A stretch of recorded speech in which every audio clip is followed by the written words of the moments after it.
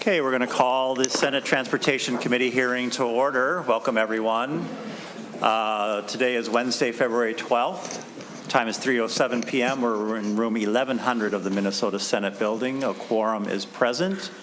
And members, we have two bills on the agenda today. We had three, but now we're down to two. Moving in the right direction. We'll start off with Senate File 1179. Senator Jasinski. Thank you, Mr. Chair and members. In front of you today is Senate File number 1179. I want to thank my co-authors, Senator Howe, Senator Dame, Senator Kroon, and Senator Gustafson. So this is a bipartisan bill. As many of you know, I've been involved in the Transportation Committee for 9 years now, and a lot of times you're out in the community and listening to concerns, and a big thing I'm hearing more and more now is people and our residents getting hit by uninsured motorists. And a lot of times there's coverage that protect some of these people getting hit, but a lot of times it's either not enough or they're having to spend a lot of money out of their pocket to make repairs due to a person who's uninsured. A lot of times what I'm hearing is these are people that are doing multiple offenses or coming back and just not getting insurance, reoffenders, as you would say. So what this bill does is increases the fine and the penalties for not having insurance. In the bill it says proof of insurance, but obviously proof of insurance is any time up to a court date. So it's not that you forgot your certificate with you and it's not in your car. This is any time up to a court date that you would have. So you have ample time to provide that proof of insurance, but we're seeing a lot of people don't have it. So I won't take up much more of your time because I think we have a pretty good agenda today. With that, I have a couple testifiers. I want to make a note that I want to thank the Faribault Police Department. They just got notice this morning that they would be testifying. So we have an officer who's actually out on the street seeing what's going on. It's not our chief of police, it's not a captain, it's actually the person out on the streets seeing what's happening. So with that, I'm going to turn it over to Aaron Cocking, my first testifier, and then we'll go to the Faribault Police Department. Thank you. Thank you, Senator Jasinski. Welcome, Mr. Cocking. Mr. Chair, members of the committee, for the record, my name is Aaron Cocking. I'm the president and CEO of the Insurance Federation of Minnesota. The Insurance Federation of Minnesota is the voice of the property casualty insurance industry here in Minnesota, which includes companies writing a majority of the auto premium here in Minnesota. I'm here today to fully support Senator Jasinski's bill, Senate File 1179, because uninsured drivers impact all drivers in Minnesota, especially those who are obeying the law and living up to their shared social responsibility of buying insurance. According to a 2021 study done by the Insurance Research Council, 10% of all drivers in Minnesota are driving without insurance. That's about 400,000 vehicles on the road in our state today that are not insured. And that's a problem for several reasons, including that if you're hit by an uninsured motorist, it's your insurance that pays. So the 90% of Minnesotans who obey the law and have coverage are paying for those who don't. That includes protection against at-fault drivers who are uninsured or who have inadequate insurance to cover the medical costs and property damage incurred by others. Now, I've heard from legislators and others about the cost of insurance over the past couple of years, and while there are several factors that are playing into that, one of those issues is uninsured drivers who are increasing the cost of insurance for everyone else. Addressing the cost of auto insurance is more challenging when 10% of Minnesota drivers refuse to obey the law and carry their fair share of the cost. Senator Jasinski's bill will help to bring that uninsured number down. As long as the premiums for driving without insurance are less than an auto insurance premium, there is a perverse incentive to flaunt the law. And cracking down on these drivers benefits almost everyone. I often hear that bills such as this one negatively impact low-income communities in a disproportionate way, but that's not the full picture. One of the biggest benefits of insurance is that in the event of an accident, your future earnings are protected.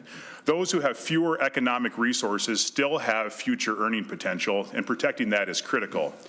So as long as we have compulsory auto insurance in Minnesota, we should expect people to adhere to the law and punish those who do not. So please support Senate File 1179, and I'm here to answer any questions if there are any, Mr. Chair. Thank you, Mr. Cocking. Any questions, members, for Mr. Cocking? All right, so joining us remotely is, as Senator Jasinski mentioned, Tony Larson from the Faribault Police Department. Welcome, Mr. Larson. Thank you. There we are. We hear you. And now we see you. All right, now we don't. All right. All right, I apologize. Trying to work through my technology All here. right. Now, okay, now we see you. Now we Thank you. I'm a licensed. There we Okay. go. There you are. My name's Tony Larson. I'm a licensed peace officer for the Faribault Police Department. I've been here for 8 years now, and just wanted to speak to my experience in this area. Working on the street, I've conducted thousands of traffic stops over the 8 years that I've been an officer here. What I'm seeing is frequently, we encounter drivers on traffic stops who do not have insurance. We issue them a citation and nothing seems to change. We have repeat offenders in that area. Where it really seems to affect the community and the citizens is when they're involved in a motor vehicle accident and one of the drivers does not have insurance on their vehicle. They're stuck paying their deductible. Sometimes there's court-ordered restitution. However, we all know the process to get through the court system can be lengthy and time-consuming, and oftentimes they may not see reimbursement for many years. Yeah, that's about my perspective on it. I'll take any questions if anybody has any. Great. Thank you, Mr. Larson. Members, questions? Oh, all right. Looked like you did, Senator Lang. All right. All right, so we'll bring it back to the committee. I'll ask, would anyone else like to testify on Senate File 1179? Didn't have a chance to sign up. All right. Senator Pa. Thank you, Chair. So I don't necessarily have a question on this, but I just want to say that I don't support this bill, just because I feel like the amount is extremely high. Although I would love to see every single person who's driving have car insurance. Don't get me wrong, and I think that people should. But there are many circumstances for why people don't have insurance at the time that it might have been that they were driving, they were stopped, or for a minimum amount of time, or for an interim somewhere. There's a ton of reasons why, and most of it has to do with finances. And so I think that when we escalate fines to this high, upwards of $850, that could be really detrimental to people, and especially if there isn't a way for them to work in lieu, a community service in lieu of the fine. That's only for first violation. So that means their second, their third, they wouldn't be able to do that. That's really hard. And I could just think of the thousands of Minnesotans where this could impact and really spiral for them many other things that would happen. That means loss of housing, loss of maybe some finances that pays for their prescription drugs. They may have families they have to take care of, and that affects them. And so I would love for us to do more things on the preventative side or the education side, or something to encourage people to make sure that they can have insurance in place and keep it in place, versus the penalty side of it on the back end. So, Chair, that's where I stand on this bill. I can't support it the way that it is. Thank you, Senator Pa. Senator Jasinski. Sure. Thank you, Mr. Chair. And I just a reminder, so this law actually got put into place in 1992, and that was the $200 fine. And we all talk about inflation. Both parties talk about inflation here. So if you increase that per inflation, the current amount would be $447. So again, that we put it at $300 to make sure that was within that. Again, it started in 1992 at $200. If you would have followed inflation, I would have been proposing $447 today. So we did it below there. And I want to also remind you, there's many, many people out there who struggle to afford to pay insurance, but do to protect themselves and their vehicles and themselves. And so they're struggling just as much as the people you just described. And a lot of times these people are getting hit by other vehicles that don't have insurance and comes up with tens and thousands of dollars to fix their vehicle because somebody didn't have insurance. So again, I don't agree with that. I think there's a lot of people that, again, are struggling to pay their insurance, but they abide by the law and they do buy insurance. So I disagree with that. And again, the $850, if you've done this 3 times in 10 years, so it is an escalating structure, so it's not your first time. And the judge, it's just, below or at 300, so for the first violation. So again, it goes up, and it's repeat offenders is what we're going after. So thank you. Thank you. Senator Howe. Thank you, Mr. Chair, and thank you, Senator Jasinski, for bringing the bill, because my son has actually, in the last year or so, had this happen to him. He had just got his truck back from an accident, and then he pulled up to a stoplight with a vehicle on his right, and when the light turned green and they both took off, she made a left-hand turn into his truck. And it was her son's vehicle. She didn't have a license, and the vehicle wasn't insured by her son. So it was his insurance that had to carry the repairs on the truck, which should not have happened. So I think this is good work. I think hopefully someone will take notice and take heed. So I appreciate the legislation. Thank you. Probably doesn't need a response. Senator Nelson. Thank you, Mr. Chair. I would just note that while it's difficult, and it is very difficult, I know cars are expensive, living is expensive, insurance can be very spendy. I believe the greatest service we could do to someone is to make sure that they do not drive without insurance. That is such a consequential risk to the person who would be driving without insurance, much less the person or the entity that was hit. We have to look at all the ways that we can to encourage people to get insurance, and that is just one of the hard truths, that if you don't have insurance, you don't belong behind the wheel of a car. The concern is so great. The risks are so great. Fatalities, for example.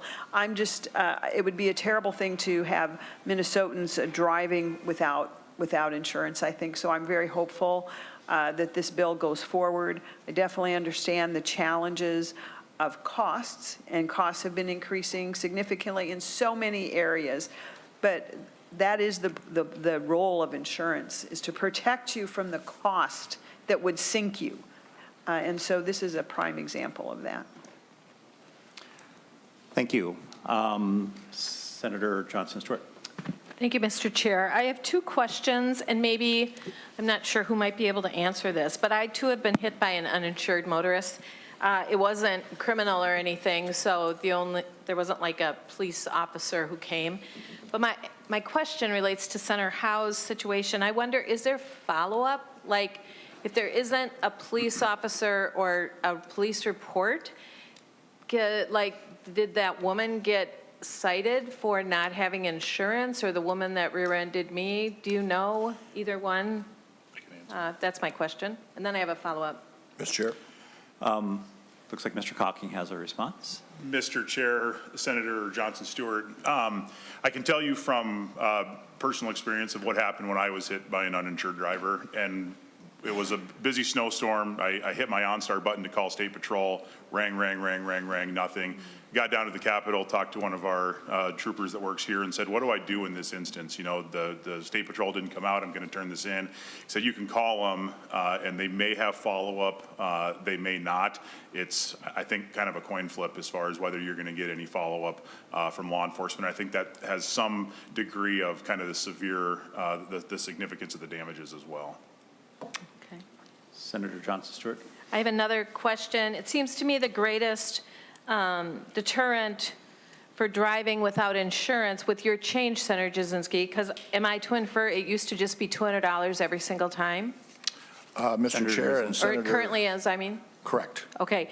So it seems to me, to Senator Paz's point as well, that the deterrent comes in people knowing that the first time they get caught without insurance is $200, but then it goes up to $550 and then $850. And I'm wondering, what is the mechanism by which people are told, if at all, And it seems like that would significantly increase the effectiveness of this change. That's my comment. If anybody has some feedback on that, I would be interested. Thank you. Senator Jasinski. Thank you, Mr. Chair. I'll turn over to Justify if they would know, but again, I would think as a law is published, the information would be given out to the public on that when they get insurance and that such process. Mr. Cocking. Mr. Chair, Senator Johnson Stewart, I think that that's a good question, because if they don't have insurance, it's not like their insurance agent is telling them that, if you get pulled over. I would hope that in the event that the first time that they're caught without or cited for not having insurance, that there would be some follow-up that future citations for not having insurance are going to be significantly more expensive. Following up on that, do we have some guidance from other states, other jurisdictions on insurance laws and multiple repeat offenders? Right. It's fine. I'll follow, Mr. Chair. I will look into that and follow up with you. Senator Johnson Stewart. Thank you. At the risk of providing TMI, I did get a driving ticket once, and the police officer told me that if it happens again, your fine is going to be X. Now, it wasn't anything super scandalous, so don't be Googling me or anything, but I do know that now I am extremely careful about not breaking that rule. So a little personal feedback. Mr. Chair. Senator Jasinski. And thank you, Mr. Chair, and thank you, Senator Johnson Stewart. Thank you. That just exemplifies why I'm looking at this, that they actually do that, and it is a deterrent. I think that's the biggest issue. And then maybe Mr. Larson is online, Officer Larson. Maybe they do inform them if it was a statute, if in his general practice, if they would actually inform the person if that would happen or not. He may not or may not be online, but I think law enforcement is usually pretty educational on informing people what would happen if they did something else wrong or continued in a higher degree. Thank you. Yeah, we lost Mr. Larson. So, Senator Howe and then Senator Pop. Thank you. I don't know if Mr. Cocking or whether Senator Jasinski wants to take this, but what's the economic impact of those of us that are insured? What does this cost us? If everybody had insurance, it'd be one thing. The only reason we have the underinsured, uninsured is because we got people running around, and that's what those of us who are insured have to pay. But what's the cost of those to us that are insured, and to the general public, what's the cost of the uninsured motorist problem? Mr. Cocking. Mr. Chair, Senator Howe, great question. The last number that I saw was that every uninsured vehicle in the state costs, on average, the rest of the drivers $78 per year. So I guess to Senator Pa's point, there's certainly aware of the challenges of affordability of insurance right now, and I think that this is where some level of fairness comes in, that to Senator Jasinski's point, the people that are struggling to buy their insurance now and are doing so, those that are living on the margins are already having to pay $78 more than they should if everyone else was paying what they should to have their coverage. So, Mr. Cocking, do we think if this were to go into effect and we saw an amazing compliance rate with insurance requirements, that $78 would go down for premium payers in Minnesota? Mr. Chair, that's a good question. I do think we would see some reduction because the amount that we're paying for uninsured, underinsured motorist coverage would go down because the risk exposure would be less. We will never hit 0% of people who have insurance. There are people who don't buy insurance for a variety of reasons that have nothing to do with cost. There are some people that we did a study a handful of years ago that found that they're not going to the government's not going to tell them what to do, and they're not going to buy insurance. And so some of those people will just never see as having insurance. Right. If you could do something about homeowners insurance premiums, I would appreciate that. Okay, so we have Senator Pa, Senator Farnsworth, and then Senator McKeown.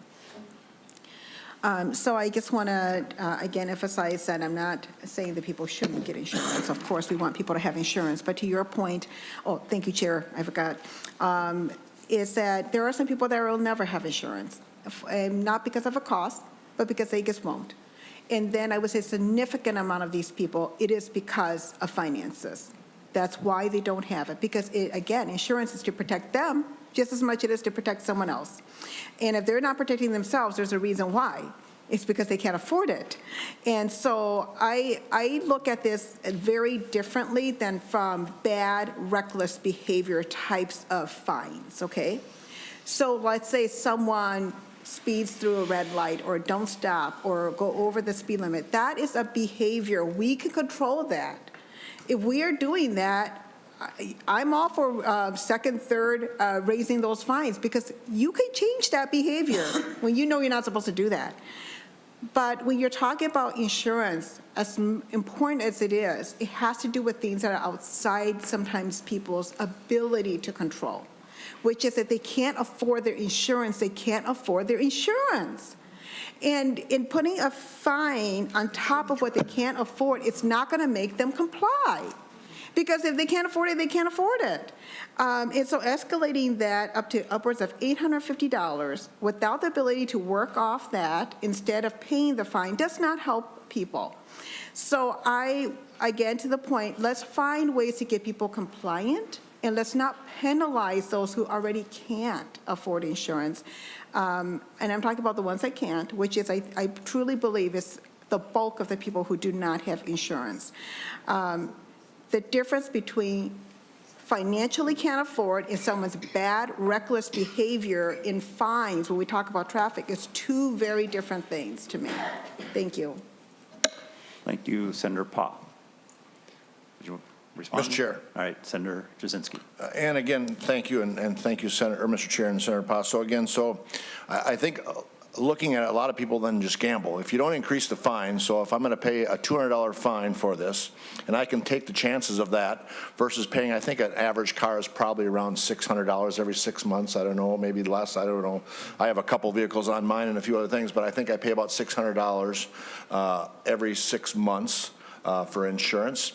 And so if I was just to not pay my insurance and have the risk of paying $200 if I get caught versus paying my premium, people do that. But if they had an incentive to make sure that if they don't pay their insurance, they're going to be penalized. So that's why the increasing fee is, again, to say, hey, if you're going to continually break this law, there's going to be a higher penalty. Otherwise, they're just going to take and gamble the risk and say, okay, well, if I get pulled over again, it'll be another $200. It's still saving me money, but it's putting everybody else at more risk. It's putting them at risk, and it's putting the people out on the streets at more risk as well. And that could be a medical, or it could be a car door. It could be many, many things. And maybe there's someone who struggles to pay their insurance, as Mr. Cocking said, but they get hit and their daughter gets hurt and goes to the hospital and they can't pay their medical bills. So it's going to kick in just as mad if we don't continue to try and promote people to paying insurance so they're abiding by the law. And that's what we're here to today, is to try and make people abide by the law. Thank you, Mr. Chair. Senator Farnsworth. Thank you, Mr. Chair. So I have a few questions. Before I get to my questions, the $78 that you mentioned kind of hit home for me, because I have at my home 3 vehicles, one that my wife drives, one that I drive, and one that my 16-year-old daughter drives. So basically, I'm paying more than this $200 fine every year. I'm paying about $240. So I'm paying a fine every year for people who choose not to buy insurance. And that's what it is. If you can afford a car, then you need to figure out in your budget how to pay for liabilities. Senator Jasinski said $600 every 6 months. Well, that's probably for full coverage. Liability coverage is quite a bit less. So it's not $600 every 6 months. It's probably half that. And so responsible people who pay their insurance are paying this fine, basically this fine every year. And forgive me, Mr. Cocking, if you already said this during your presentation. I was looking through my packet. How many accidents, do you know how many accidents there are in Minnesota per year of people who don't have insurance? Mr. Chair, Cocking. Senator Farnsworth, I do not. Senator Farnsworth. Okay, thank you. That was anticlimactic. I apologize. So the next question then is, when I go to register my vehicles, they won't give me my registration unless I put my policy number on there. I tried once, I forgot to fill it out, and I didn't want to have to go back out to my truck and get the policy number, and they're like, nope, we can't sell this to you without that. And I've heard Senator Jasinski say a few times that we don't pull people over for not having their tabs updated. Is there a correlation that we're not requiring people to follow one law, and now this is increasing people not having insurance because there's no way to really verify? They're not coming in to register their car, so we can't verify that they have insurance? Mr. Cocking. Mr. Chair, Senator Farnsworth, yeah, you've hit on a key point, which is, I want to say 12 to 15 years ago, the legislature made the change where when you renew your license, you've got to go in and you've got to give them the name of your insurance company, your policy number, your expiration date. And part of that was a push to get people into some level of compliance with having auto insurance. The gold standard fix would be to somehow interface the state systems when we pull people over with an insurance interface where you could verify in real time that people actually had insurance. That is yet to come to fruition. The problem we see, though, is what people do is they go online to any number of insurance companies that you can buy online. They'll buy their coverage, they'll get their insurance card, they'll cancel their insurance and get their refund and take that proof of insurance in when it comes time to renew their tabs. And so while it's technically true that at the moment, that specific day and time that they renewed their tabs, their insurance was good, they don't have it for the other days that they're out there causing a risk to the rest of the population. Senator Farnsworth. Thank you, Mr. Chair. And I think that's helpful information to have. It never occurred to me to cancel my insurance so that I could save. I mean, with 3 vehicles, I think I'm paying about $3,800 a year. It never occurred to me to do that, to save that. Please don't. But I won't. But I mean, this is simple. We have a law. We expect people to follow the law, no matter their income level. No matter whatever metric you want to use, we expect people to follow the law, and if they don't follow the law, there are consequences for that. And we make choices, and this is a very reasonable, I mean, $850 is less than a brand new iPhone. And I know people aren't as cheap as me. I never buy the new iPhone. I wait until like the 3rd generation so that I can get it for free. But this is not that big of a deal, and it's within 10 years. So I mean, this is very reasonable. So thank you, Senator Jasinski, for bringing this. Thank you. Senator Jasinski. Mr. Chair, just phone a friend, one bit of information. To my understanding, approximately 1,600 people per year in Minnesota get hurt by an uninsured motorist. 1,600 people. Thank you. Yeah, so I had a question. I'll take the chair's prerogative, and then I'll call on Senator McEwen. So I recall when we changed the tab renewal process, it was a lengthy and very complicated conversation.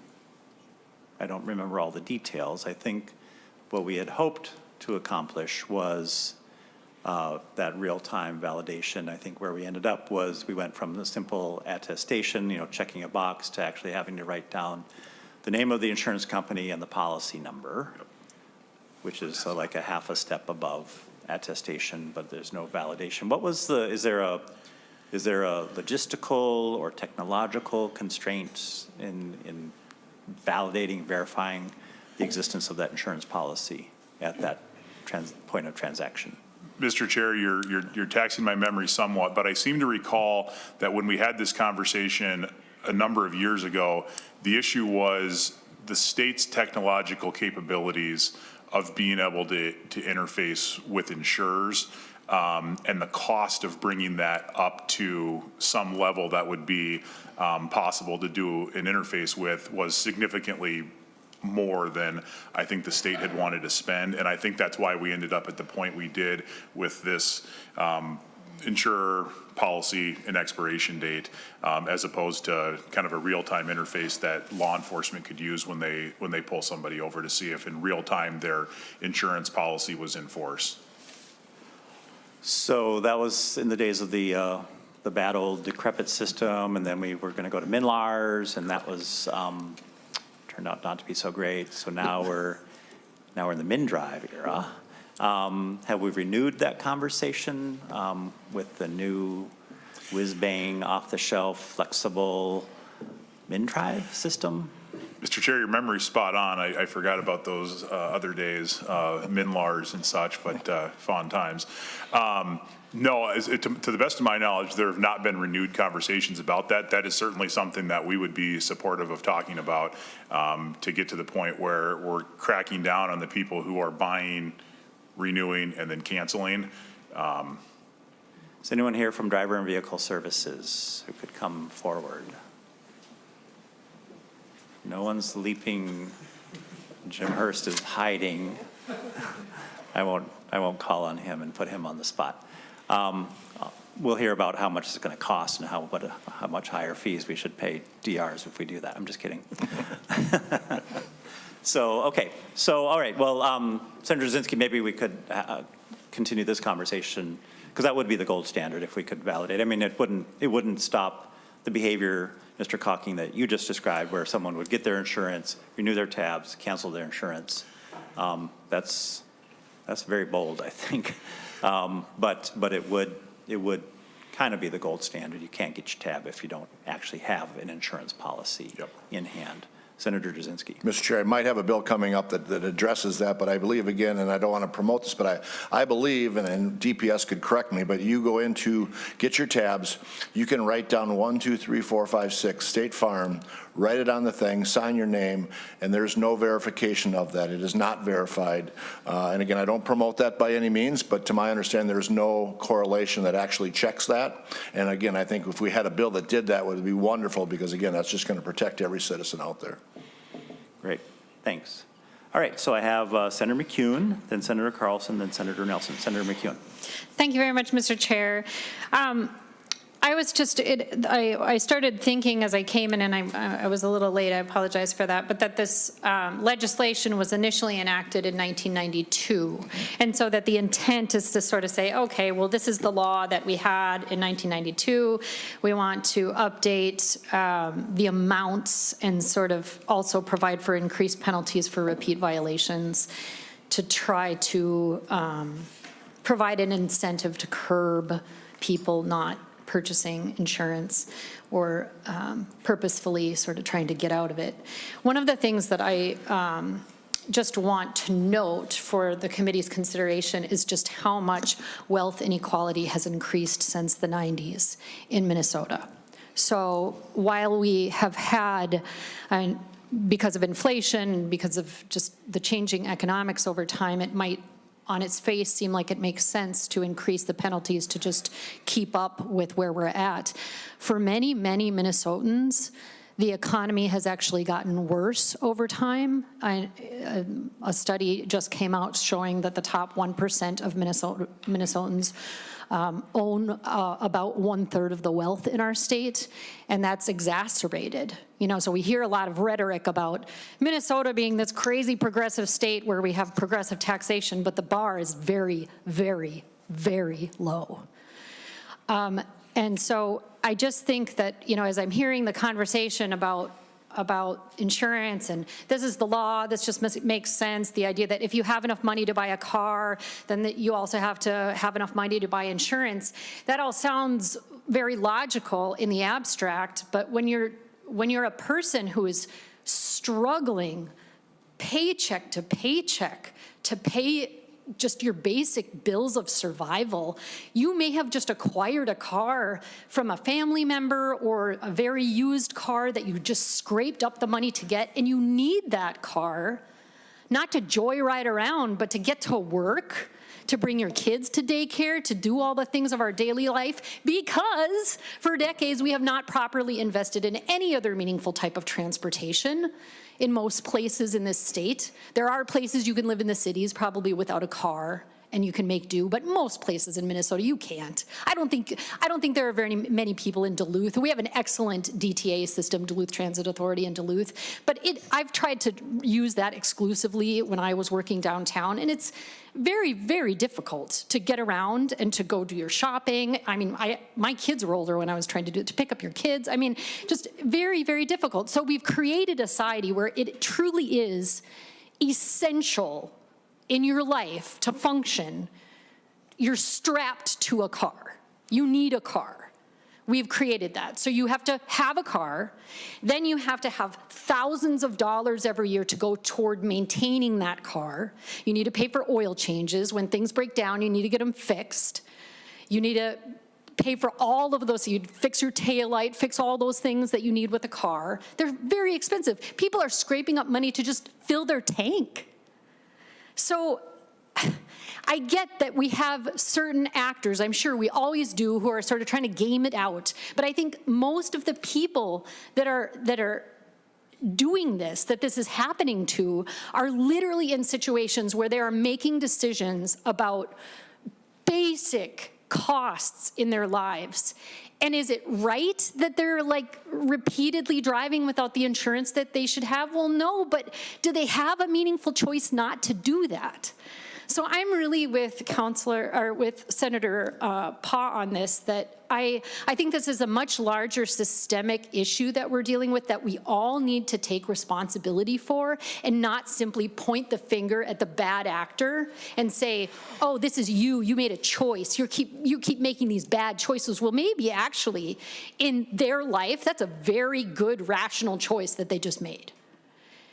I agree that I would like to see this stop, but the solution is to actually help them have insurance. And this seems to just pile on. They already can't afford to pay for their insurance. Then they're going to have a $200 fine as it is now. They have to come up with $200. Now we're going to make it $300. Let's say that they just weren't able to pull it together. They get a second offense. Now they got to pay $550. They're running to all this trouble. There's so many disincentives already for people to not do this if they at all can. So this just seems like added punishment to somebody who's already in a very difficult situation. And I don't support it as a solution, and I wouldn't be able to support this. And I really would love to see some meaningful, what I would really love to see is meaningful ways that people aren't tied down to cars all the time. I'd love us to be able to live without cars if we choose to do that, and we can't in our society right now, most of us. But at the end of the day, I'd also love to see less wealth inequality, and love to see people be able to afford their lives, including buying insurance to protect themselves and other people and their families. So I hope we get to see some real solutions. Thanks. Mr. Chair, and Senator Jasinski. that was a long discussion, but the concern I have is the precedent. So we're saying that low-income people shouldn't abide by the law, but if you're moderate or higher income, you have to abide by the law. And that's really what it's saying, if you don't agree with this. I mean, again, everybody struggles with everything. They want a cell phone. They want all the amenities. Again, if you buy a car, and even if that person, as you said, bought a cheap car, they found it reasonably priced, and they could afford to get to work, they can still do just as much bodily harm to any one of your families by not having insurance and you not being prepared to pay that bill. And that's what it comes down to, either fixing your car or paying your bill. If, as you said, Senator McEwen, someone is struggling, they got a cheap car, but they made a mistake and got in an accident, it's putting every person behind that desk and their families at risk, because they may not be able to pay the medical fees or the fees to fix their car. So it can go right back the other way. Thank you, Mr. Chair. Senator McEwen. Thank you very much, and thank you for that. I just would pose the question, like, if someone literally can't afford insurance, what do you want? What are they supposed to do? Do you expect them not to drive then? They just stay home, don't go to work, or figure out something? I just wonder what they do.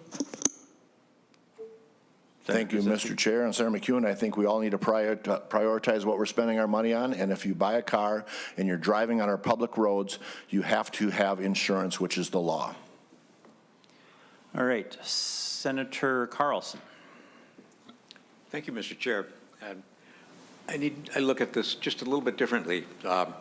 I'm not in favor of these large increases in the fines, but I do want to ask Mr. Cocking a bit more about the example you told when you were hit and you didn't know if that person was ever caught for not having insurance. They evidently did not provide you a number or anything like that. You didn't call the police. And I'm wondering, how many people get away with that? Mr. Cocking. Mr. Chair, Senator Carlson, I think, well, again, I'll use my personal example. So the lady hits me, we pull over to the side of the road. I get out, I asked her if she was okay. She said yes. I said, can I have your proof of insurance? She said, I don't have insurance. I thought, this is great. And so took a picture of her driver's license. I took a picture of the front of her car, her license plate, her VIN on her dashboard, and turned all over to the Minnesota State Patrol, who I think had gone and tried to visit her at whatever her home address was, didn't have any luck. My insurance company, through my uninsured motorist coverage, covered my damages, as they would with anybody that has uninsured motorist coverage.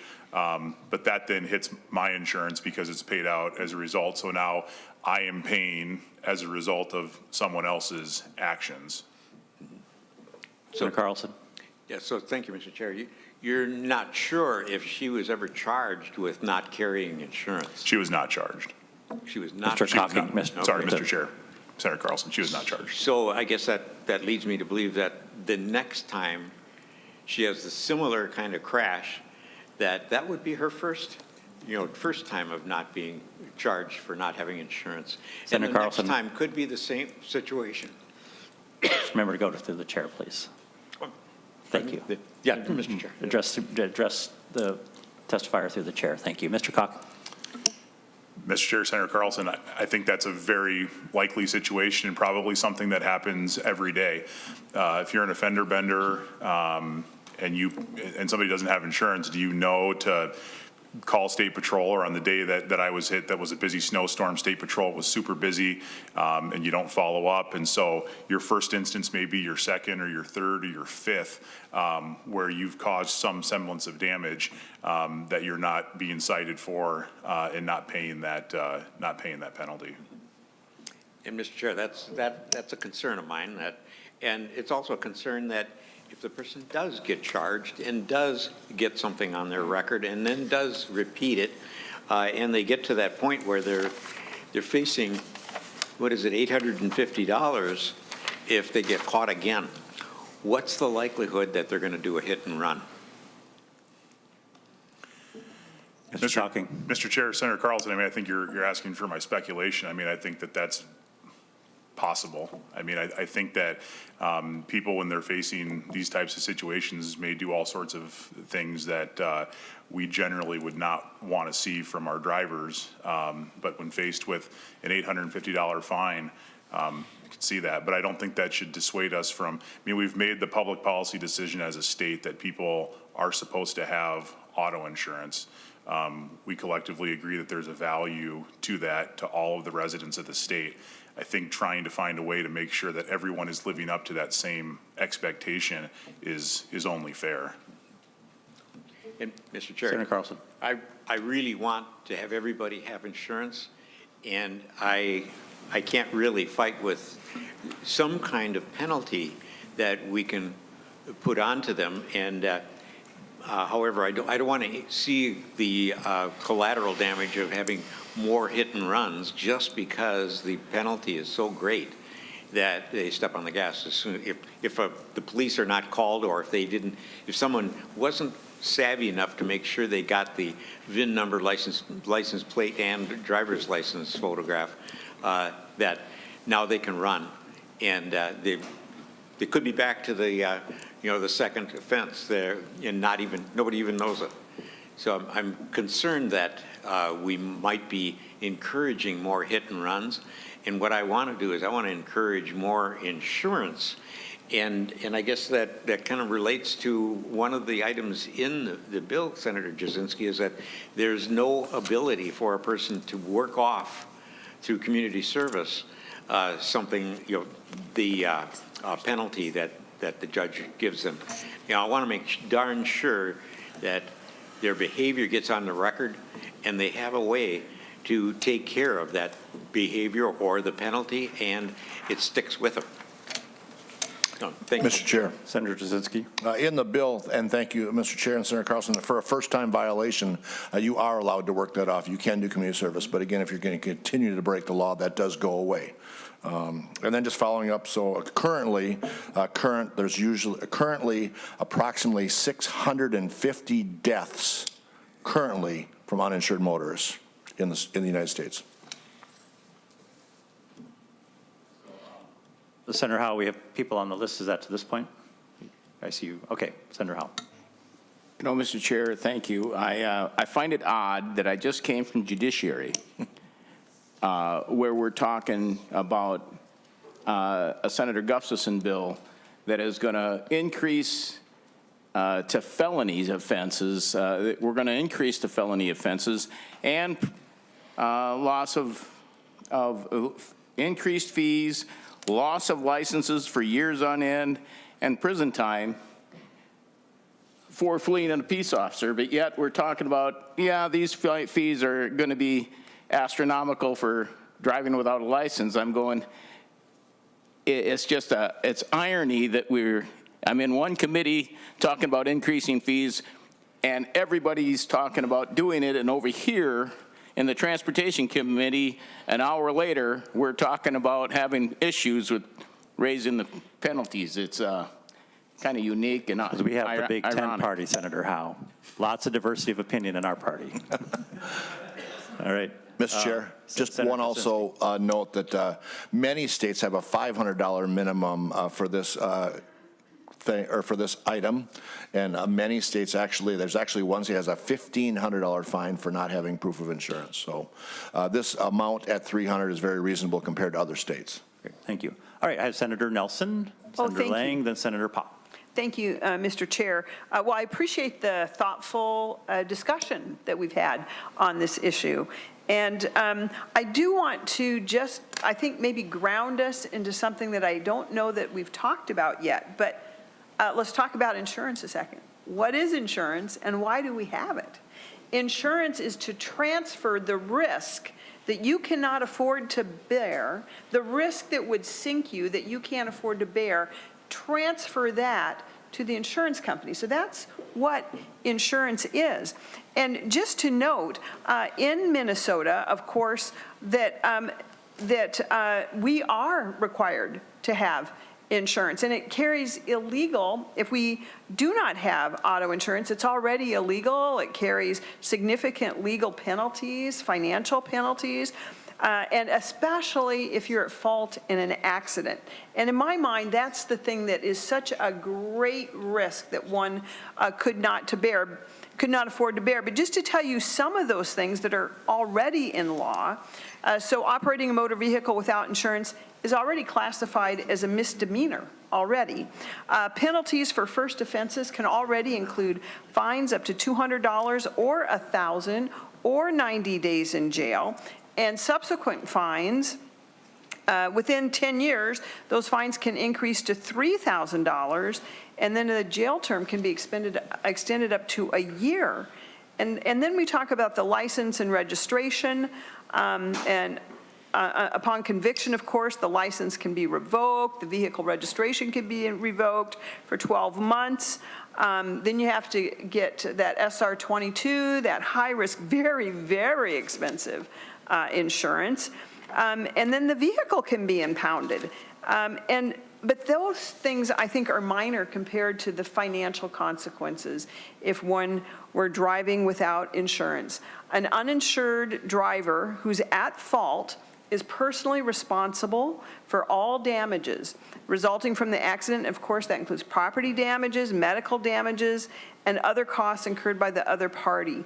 And if you're unable to pay, then the injured party can file a lawsuit against you to recover those damages, so they don't just go away.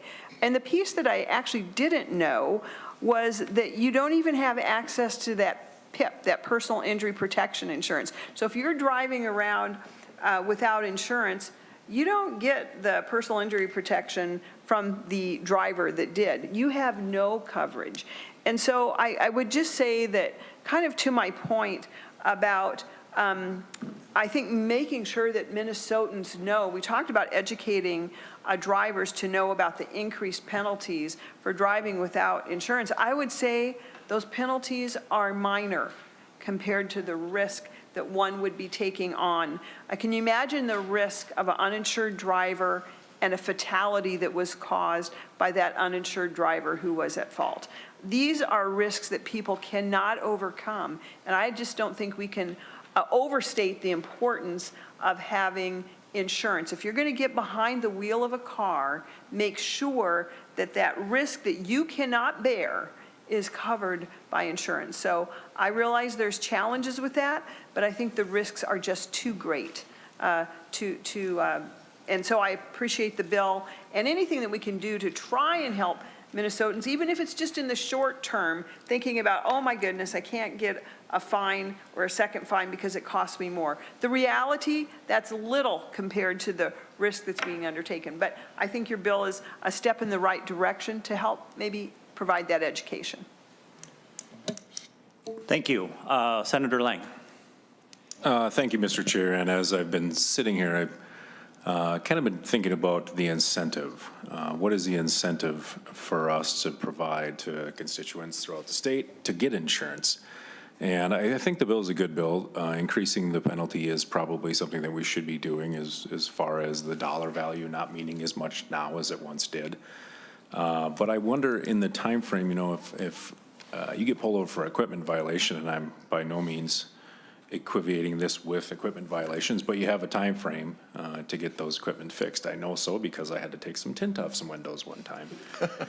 But I'm wondering, and I don't know how those would work, but if in that, say, 30 days that you have before you have your court appearance and you get this $200 or $300 fine, whatever it may be, if there's a financial incentive to get yourself insured, if you have a window to say within the last 30 days, Mr. Court Officer, I did go get insurance, I did do these things, and it's cheaper now because of the fact that I saved some money because my insurance rates are maybe $100 a month versus that $850 fine, or that's whatever the level is.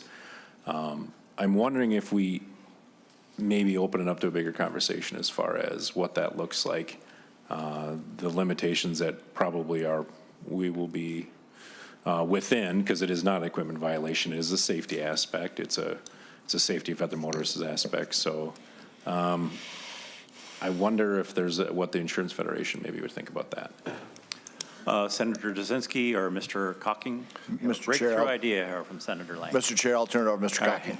Mr. Chair, Senator Lang, I think that if you view the purpose of why we have mandatory insurance as solely avoiding penalties and then being able to remedy that after you've been pulled over, that doesn't really kind of encompass what Senator Nelson talked about, which is the value of having insurance and the protection that affords you, your property, your family. I mean, the reason we have insurance is that in the event of an accident, your damages or the damages of the people that you've injured are made whole. I don't think we view insurance or compulsory insurance as solely the function of avoiding punishment from the state. We want people to have it because the benefit of having it is that we're all collectively protected as a result of it. So I don't think we would be supportive of the idea that you kind of floated to remedy that, because I think that's a perverse incentive to tell people, well, you're not going to be penalized, you're going to be able to drive without insurance. If you get pulled over and you buy it before you go to court, you know, your fine's not going to be as much, but you're still driving without the protection that insurance affords. Senator Lang. I think I need to clarify my comment a little bit. No, what I meant is that the fine still exists, right? But then provide some sort of higher incentive, like if it is that $850 or whatever the level this committee would be to choose, that if you go to court and you get the fine, whether it's $200 or $300 to begin with, you're going to pay that regardless. So you're still compulsory in nature, but at that court date, if you come to court and you pay the fine, you still haven't got insurance. At that point, then, I mean, that would be a financial incentive in my mind that, and over the course of time, again, it probably does save money versus 3 different incident to get to that point. So I'll say for my part, I think that's a good idea. It's similar in concept to an equipment violation. And people are given a period of time to remedy the violation, and then the violation is cured through the remedy. And it serves the larger public interest, the larger public purpose of getting people insured. You know, I mean, you can work within the parameters of that idea, which is maybe some of the fine remains, but it gets reduced, or maybe it gets waived entirely. But it's worth exploring. I don't think we have time to develop an amendment on the fly here. You do have another stop. You're aware that you go to judiciary, correct? Mr. Chair, that is correct. I understand going to judiciary. Right. So if this committee sees fit to pass it on to judiciary, that's where it's going to go. And Maybe Mr. Chair, there's time to look at some of these ideas. I mean, I think Senator Carlson has an idea too around creating a disincentive with, going all the way up to 850, but, we can talk about that more later. Senator Jasinski. I think Mr. Cocking has one point he can make. I think if we've got additional committee stops, Mr. Chair, we can flush. I don't want to try to have to flush this out on the fly. I think there's something that we might be able to work out there. All right. Thank you for the creative thought, Senator Lang. All right. So I have Senator Paugh next. Thank you, Chair. I promise this is my last comments, okay? All good. We're here to debate and discuss. And So if I'm trying to get this right, the goal is to try to get as many people as possible to comply and have insurance. That is our goal. I do not believe by any means that this bill addresses that actually really gets to the root cause of that, or would cause people to all of a sudden go buy insurance they can't afford because now the fines are going up. And so that does not address that goal, if that is the goal of this bill. The second goal possibly could be, if I'm trying to get from all the discussion here, is how do we reduce accidents from happening so people aren't getting hurt, there aren't deaths, whether it's by uninsured people or insured people. How do we not have the cost of insurance going up where we're all paying insurance? That's a whole different topic. But anyhow, if this bill was somehow to address some of those things that was brought up by our own committee members here, this bill does not do that either. And so because then it's about people who drive badly, bad actors, bad behavior, bad driving behaviors, and then that's what we should be addressing. And that's a whole class of people that is not uninsured people. And it may include them, but it wouldn't be exclusively them. So we're talking about how do we do that. This bill does not address that. And I'm all for that because there's plenty of people who drive recklessly, who endanger other people, and who are the cause, and many people are the cause of driving accidents that goes up. All of us pay for that. And pay in that, whether it's by financial means or get hurt from those accidents. So how do we address the behavior that causes accidents, that drives up costs, all these things, and it does not have anything to do with uninsured. Whether you're insured or not insured, bad behavior will be bad behavior. Driving behavior is driving behavior. So I would love for us to get to the root of what the problems are and how do we get people to, one, drive better, understand the risk of what their actions are as drivers, and understand that literally the machine we operate every day to go everywhere can kill someone, and understand that. And so our actions we have to be thoughtful about our driving habits. Two is if people really are not insured, why aren't they? To Senator McEwen's point, there are reasons why. Let's address those at the root and not fining people, because that will not change. I guarantee if this bill passes, which I hope it will not, it's that it will not all of a sudden give us an influx of people buying insurance. It will not. That's it. Thank you, Senator Paugh. Senator Carlson. Yeah, thank you, Mr. Chair. I think in the last couple of conversations, I've been thinking about, like Senator Lang's proposal, where there's a way to ensure that the person walks away from court with an insurance policy. For instance, if this $850 is pretty expensive, and hopefully no one gets to that level. But I was the one that got the child safety seat passed, and there's a lot of child safety seats around that are not used, and you can turn them into your police department, and they have an inventory of them where if a person gets stopped for not having their child safely in a seat, they can get a ticket. But when they go to court, if they have purchased a seat that ticket is expunged. Or they can even go to their police department and get a seat. So there's ways to get the protection for the child that you want to protect. And in this case, if there's a way that we can figure out a way to get insurance on those people that, again, we're not talking about the insurance that's missing when you have a crash, that's more complicated. But if a person is caught not having insurance because of a speeding ticket or something else, I think there should be a way for them to invest in insurance and maybe have some or all or part of the fine go away, because $850 will buy a lot of insurance. So if there's some way to do that, the other idea that I would really like to see is that when a person does fill out their form to get new tabs, that there is some kind of checking on that insurance company and the policy and the date of expiration, so that there's no doubt that this person is getting these tabs after they have proved that they have insurance. So thank you, Mr. Chair. All right. I know Senator Jasinski has someone in your ear. I don't know if you are able to respond fully to Senator Carlson. I actually was not. I'm sorry. A couple things here. So. All right. Well, you had a bunch of great ideas. You summarize that one more time. You sit here, I'll tell you. Okay. All right. All right. So I have Senator Johnson Stewart on the list, and then Senator Nelson. Well, just something to say out loud, as Senator Carlson was talking, it occurred to me that I recently had a friend who her car stopped working. I said, don't worry about it. I'm a senator. I'll find some program that's going to help you find a car.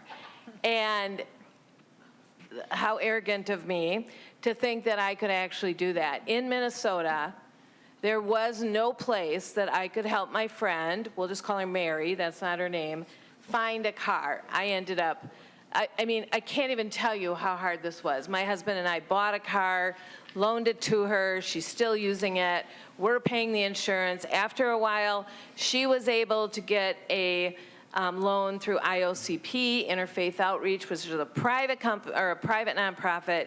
The car was just a junk pile. She's constantly fixing the car, thanks to my stepson, who's a certified Ford technician.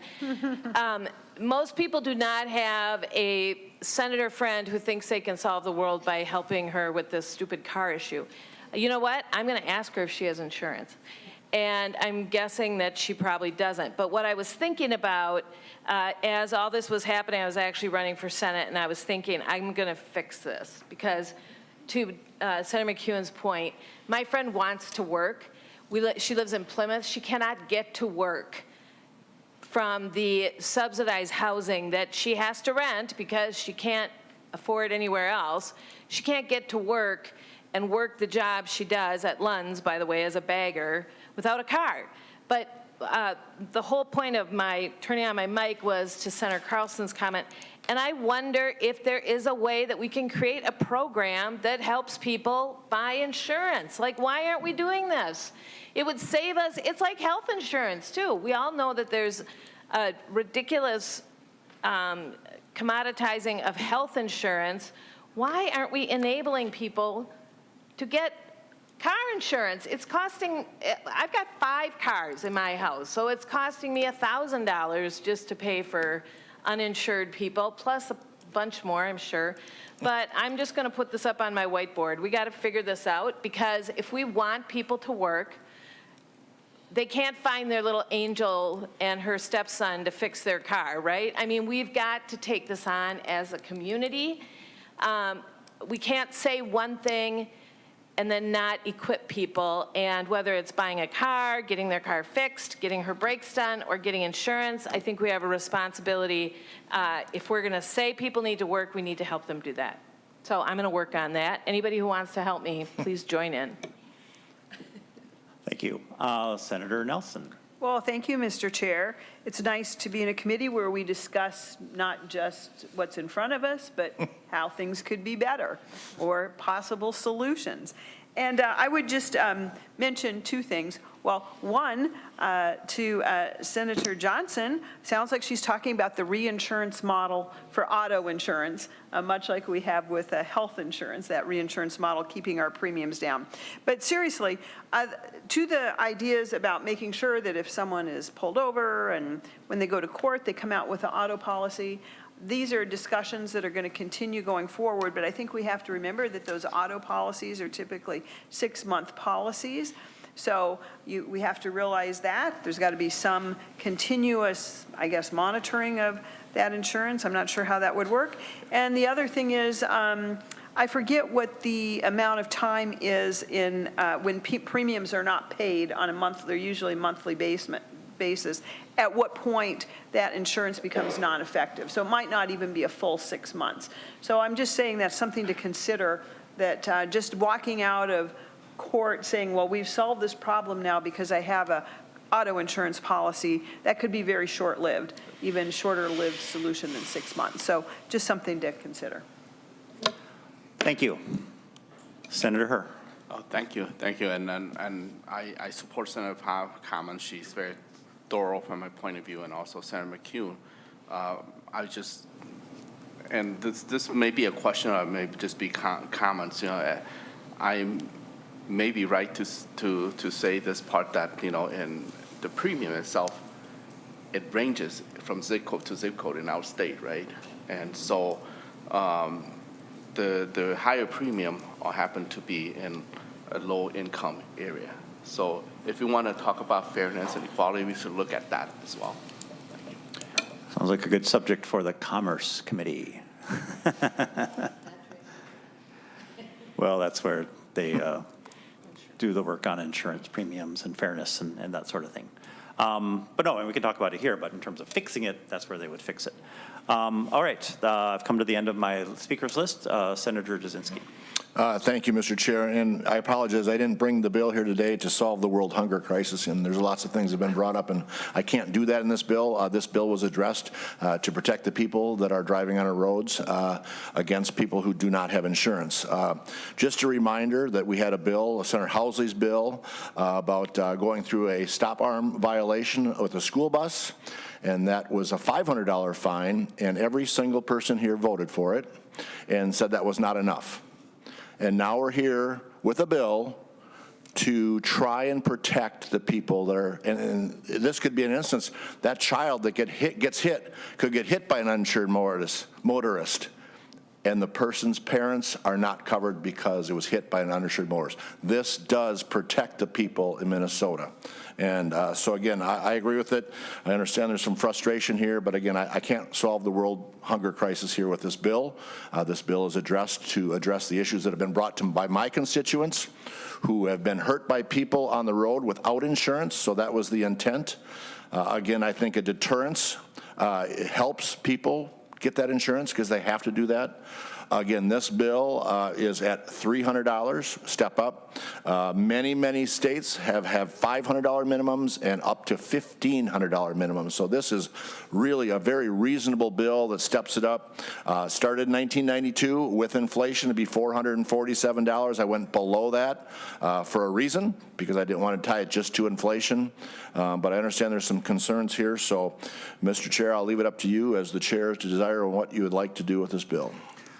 Thank you for that, Senator Jasinski. I think I had mentioned earlier that perhaps we could work on some ideas on the way to judiciary. I think the sense that I gather from committee members, I think this has been a rich and thorough discussion. I think some ideas have been advanced that maybe folks would want to work with you and talk to you about between now and our next hearing to see if we can't find some ideas that support your goals in this bill.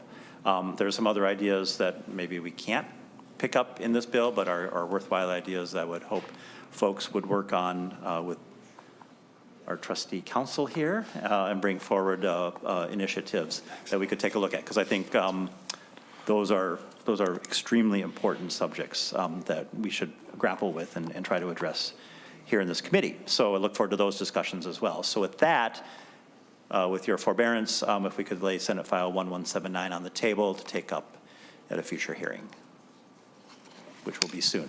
Thank you, Mr. Chair, and thank you, members, for the lengthy and exciting discussion. All right. With that, Senate File 1179 is laid on the table. All right, so we have just a breezy little non-controversial light topic next, which will engender no discussion or debate. Senate File 485, Senator Marty. Thank you, Mr. Chairman and members of the committee. I appreciate very much the hearing. Senate File 485 is a simple bill that would put a statewide, I didn't say unquestionable thing, but a simple bill. It's easy to understand. Senator Marty, could you pull the mic a little closer? I'm sorry, Mr. Chair.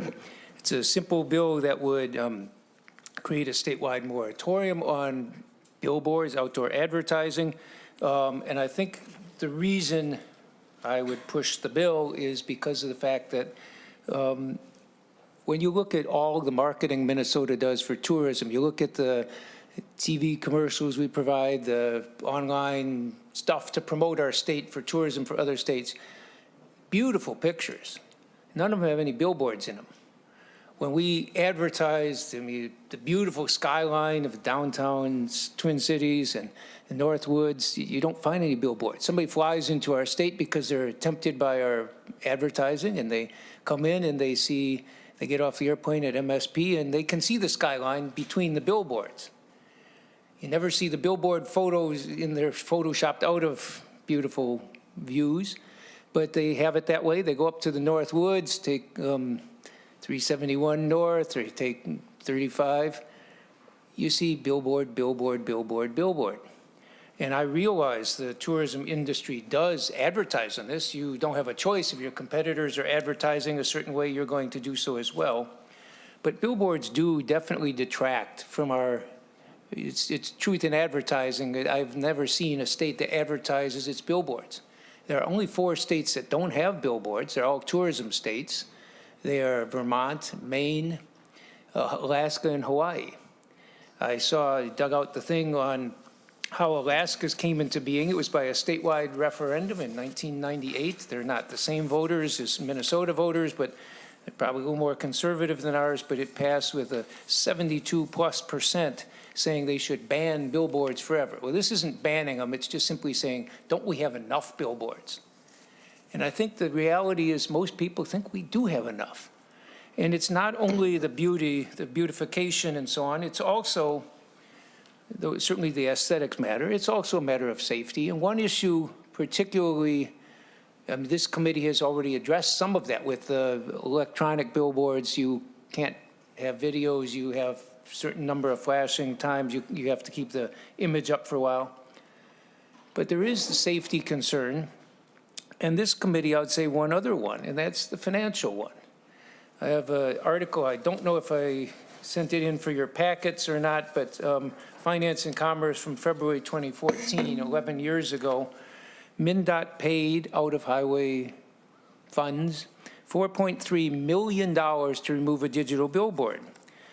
The Ramsey County District Court awarded the $4.32 million to Clear Channel Outdoors in compensation for removal of the billboard near the Lafayette Bridge project site, because the state was expanding the bridge and redoing the bridge, and they had to move the billboard, had to get rid of it. Cost of the billboard, the article estimates, would have been about $250,000 to $300,000. We had to pay more than 10 times that. Why? Because the loss of revenue for the next few years. We pay out that one, and they can create another 6 billboards. My point is that those are highway dollars that we shouldn't be wasting money on. The environmental harm, the light pollution. I've heard from people who have known you buy a condo or something and you find up some electronic billboard shines into your window and you don't have a lot of say over it. The difference between outdoor advertising of this sort and other kinds is you're paying for the audience. And in most cases, if you buy an ad on TV or radio, it's because the TV or radio station provides you an audience and you're paying them for that. In case of a print or online publication, you're paying for them. They draw the audience. They have the content that people want and so on. In this case, it's the taxpayers. We create the roads. We're the ones paying for the audience, and we don't get compensated for it. In effect, we actually, in some cases, end up paying to remove the thing that we needed to do because of safety or because of expansion. This has not always been a partisan issue. One of our members here keeps good files of old newspaper clippings. This one from Egan this week in August of 1990. Billboards may face extinction in Egan. A young city council member named Tim Pawlenty referred to them as signs of visual pollution. Egan City Council member Tim Pawlenty is spearheading a drive to try and ban all billboards from the city in 1990. He went on to other offices as well, but the billboard thing, he was saying at the time, this is, from my perspective, it's a matter of visual pollution. Billboards are an unnecessary intrusion on the environment. He said he received several calls in recent weeks from residents complaining about a billboard variance that was granted to Nagley Outdoor Advertising in early June. And then this amendment was putting an immediate moratorium until the matter was settled, was approved by a 4-to-1 vote in the city council. So this is something, there's no reason for this to be a partisan issue. This is simply one that I think is something that Minnesota ought to continue. If you travel in Maine or Alaska, Hawaii, Vermont, you don't notice that there aren't billboards. You notice a beautiful state. You don't notice what you're not seeing. But when you're here and you see the billboards, you realize this would be a really beautiful view here if it wasn't for the outdoor advertising. And I'm not trying to vilify the industry or anything. This has been something that I think people across the country have felt for years is something we ought to address. In the 1960s, Lady Bird Johnson started a highway beautification project. The industry lobbied very heavily, and it made it so any billboard they took away, they got paid a lot more for, so we were expanding the number of billboards. And I just think this is something that's worth us doing, and I'd love to have your support, and I know there are a number of people to testify. So before we get to testimony, Senator Marty, we need two things to happen. One is you have an A1 amendment. Yes, thank you, Mr. Chair. I contacted Mr. Greenfield yesterday because I realized this doesn't clarify that this is only billboard. This does not mean to go after on-premise things. A sign outside of your restaurant or whatever, it would not touch that. This amendment clarifies that. Okay, so Senator Johnson Stewart offers the A1 amendment. It's an author's amendment. All in favor say aye. Aye. Opposed say no. Motion carries. And then Senator Marty, if you could just please just step us through the Yes, I'm sorry. That's outline with the contours of the amendment bill on. itself so we understand how it works. Mr. Chair, this has legislative findings which don't always remain in bills, but I think it points out the reason for the bill. The Section 2, the substance of the bill would defines billboards, and with the amendment makes it clear that it's only off-premise advertising, and it would ban any new billboards in the state, and Subdivision 3 would say that existing billboards are non-conforming. We're allowing them to continue. If you look at the laws cross-referenced there, one's for the counties, one is for the cities, and they basically allow billboards to remain, but unless you let them run down, if you don't use them for a year or more, things like that. And then the third section would be to allow something that I believe was allowed until the early 90s. We had a general use amortization where you could pay off the value of something over time.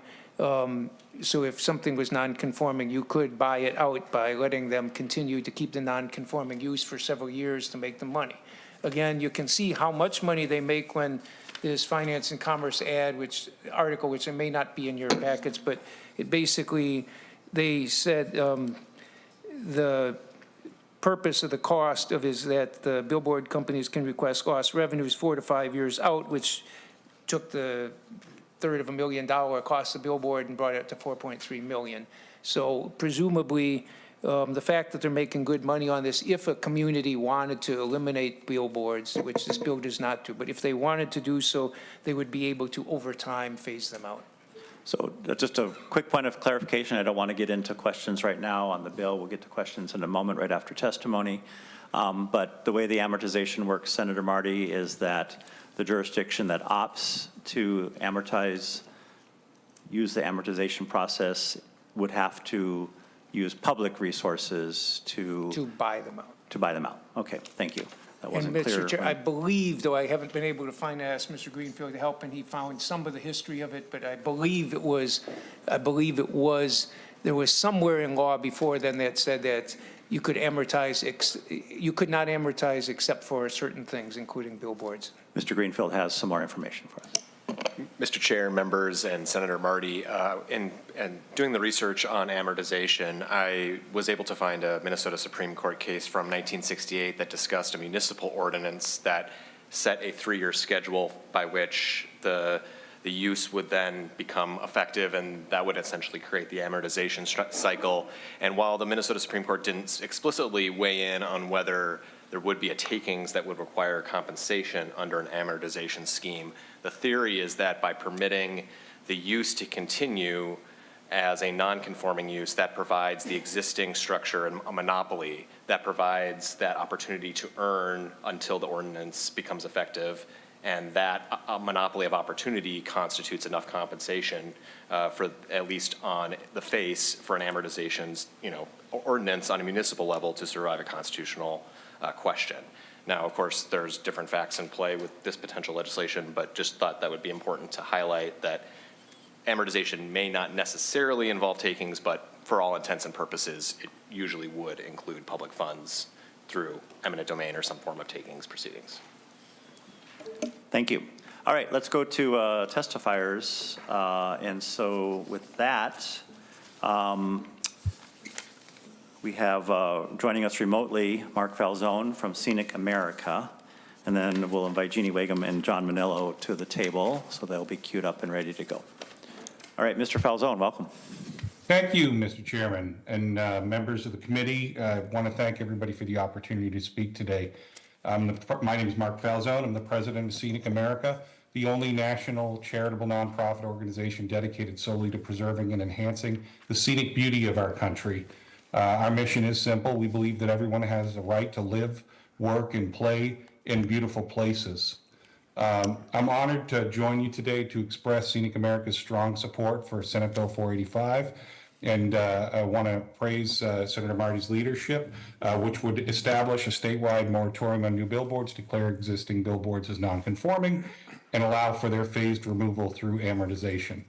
This would add Minnesota to the list of states that have chosen to prioritize scenic beauty for all over the interests of billboard blight. This legislation is a significant step toward protecting the unique beauty and character of Minnesota's landscapes while improving the safety of its roads and sanctity and sustainability of its communities. Billboards, both static and digital, are really not friendly to tourism, community character, and especially the safety of our roads. Numerous scientific studies have shown that billboards do indeed distract drivers and increase the risk of accidents. There is one study that the American Association of State Highway and Transportation Officials, which is the trade association for state DOTs, as I'm sure you know, being the Transportation Committee, that they had a study that said, that looked at over 40 different studies. It was a compendium of studies, and showed that the vast majority demonstrated that these are in fact distractions. There was a follow-up study to that commissioned by Caltrans. There was like an extension basically of the same study. And again, another 27 studies were looked at, and again, the same conclusion. The only time that we generally see a conclusion that they're not a distraction is when they are industry funded. The one exception to that is there was a controversial study that came through FHWA that they ended up walking back because it was mired in scandal and tampering, and that study was also the subject of a study by that same author that was authorized by AASHTO, and really tore down the empirical nature of the study. And so the overwhelming data is, 95% of the studies out there really do show that this is a distraction. And by the way, of course it is, right? Because otherwise, who would pay to to have billboard, who would pay for a billboard if nobody's going to look at it, right? I mean, we kind of know this intuitively as well. And so that's something that's really important as well. Digital and dynamic billboards are especially rough on the eyes, as recent studies, and also unsafe, as recent studies prove that such signs increase cognitive overload. And so that's something really important because they suggest heightened mental effort and distraction while driving. Simply put, this is a major safety issue. Billboards of all types worsen driving performance, increase the likelihood for distraction, and lead to dangerous conditions for drivers and pedestrians alike. Moreover, recent studies have brought to light the massive amounts of energy and materials consumed by digital and static illuminated billboards. This contributes directly to environmental degradation and light pollution that impacts the health and well-being of humans and wildlife and erodes the very character and charm of our environments and outdoor spaces. Think of dark skies, for example. How are you going to have dark skies with, billboards flashing at night? And a state as outdoor conscious as Minnesota, which I know prides itself on its environmental, and outdoor reputation. With such an emphasis and importance placed on environmental and tourism and outdoor activity, what better way to improve your harmony with nature than saying, hey, guess what? We have enough billboards. We don't need more. And regarding the economics and business of billboards, I just want to mention that, for the most part, we see large national, multinational companies that are advertising on these billboards. We generally also see lawyers and, other places that are looking at that are maybe not the most savory advertisers. And there's nothing you can do about that because once a billboard is up, there's a First Amendment right to have them have any ad up. And there's just no way to control that other than to have no billboard. So that's what that is looking at. And I want to just point out something that Senator Marty mentioned, Mr. Chair, which is to fully yes, so Mr. grasp the Falzone, if you could economic start burden coming billboards to can have the on communities. conclusion for your That comments. Excuse me? If you could start wrapping up your comments. We have a lot Sure. more testimony. Yeah, I'm in my last sentence, 2 sentences. That $4.3 million that was spent to relocate, not even remove, just to relocate a billboard, and that's money that really should be going to highway funds and improving our highways. So with that said, I want to thank Mr. Chairman, you and the committee for having me speak here today. As a former 5-term member of the Massachusetts legislature, I know you have a really tough but important job to do, and I thank you so much, all of you, for your service. Thank you, Mr. Falzone. Members, we're not going to go to questions of testifiers quite yet, but Mr. Falzone, if you could hang around in case questions come up for you, that would be great. All right, so we'll go to either Mr. Manillo or Ms. Wiggum. Chair Dibble and members of the committee, my name is Jeannie Wygum, and I live in St. Paul, Minnesota. Thanks for the opportunity to talk to this committee. Well over a decade ago, I helped organize a news conference promoting a bill quite similar to this one. There were several things unique about that. One was that I was a redhead at the time, and another was that Senator Marty and former Governor Arnie Carlson were the two advocates working on behalf of this bill. It may have been the first, probably not the only time, that Senator Marty and former Governor Carlson saw completely eye to eye. While Senator Marty had a long history of working on regulating billboards at that time, and his interest was well established, the former governor came to the issue after he saw a vast string of billboards erected along a scenic stretch of highway in Columbus Township, which he regularly saw on his way to his home at the time. He saw that everybody's views had been compromised and damaged for the profit of the billboard industry. And he said, it's not okay. Our efforts back then failed, but the issue has not changed. Billboards are a predatory use. They only have value because they're erected along the highways that taxpayers build. There's no highway, no point in the billboard. You and I pay for building and maintaining those roads, mostly through the gas tax. Billboards companies benefit without paying essentially the gas tax on those billboards. They get the traffic we generate through no effort on their own. I've never heard anyone say, who wasn't in the billboard industry, gee, we don't have enough of those things. I've heard a lot of people say, we do have enough billboards. We don't really need any more of that blight to our views. I ask that you support this very reasonable bill, which prevents the erection of more billboards. These are monsters that once erected are essentially forever. Frankly, it's a pretty nasty gift we are giving to the next generation. Thank you. Thank you, Ms. Weigum. Mr. Manillo.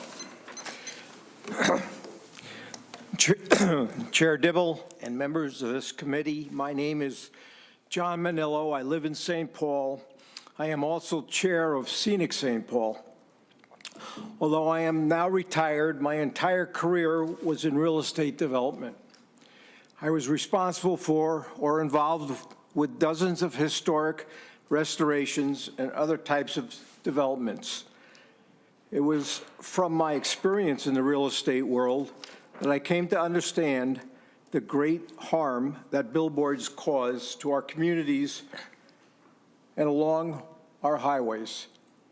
If there is a billboard on a property, development or redevelopment expenses increase dramatically because of the cost of buying out those billboards. We see that in cities, but the same also holds true in our highways, where it is even more costly.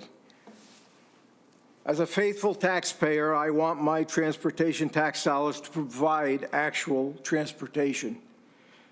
When billboards are along the highway right of way, many of those tax dollars may have to be used to buy out the billboards. Under state law, if a billboard must be removed because the highway is being realigned or improved, the state must pay the billboard company not only for the cost of the sign, but for the potential loss of future revenues. We saw this play out a few years ago in St. Paul when a digital billboard was removed from its location near the Lafayette Bridge. The billboard company removed the billboard, but they got to keep it and then reinstall it someplace else. Then the state had to pay the billboard company over $4 million for lost future revenue. That $4 million taxpayer dollars was intended to help build roads, bridges, walking paths, or bikeways. Instead, it went to pad the bottom line of the billboard industry. The billboards that are already erected along our highways are all potential Lafayette Bridge billboards, waiting to send the state a bill. There really is nothing we can do about that, but we don't need to make the problem even worse. What we can do is to stop building more. Once a billboard is erected, it is essentially there forever unless we, the taxpayers, buy them out. This legislation is a common sense approach. It doesn't require any current billboards to be removed, but no new billboards can be added to their inventory. I urge you to support this reasonable approach. The old saying, an ounce of prevention is worth a pound of cure, is certainly true in this case. Thank you. Thank you, Mr. Manillo and Ms. Weigum. Next up, we have Andrew Carlson and Brian Huntington.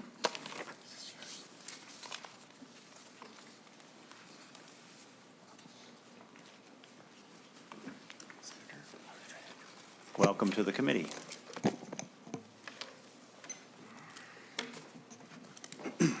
Chair Dibble and members of the Senate Transportation Committee, my name is Andrew Carlson, and I'm here today to speak in opposition to Senate File 485 on behalf of my client, the Minnesota Outdoor Advertising Association.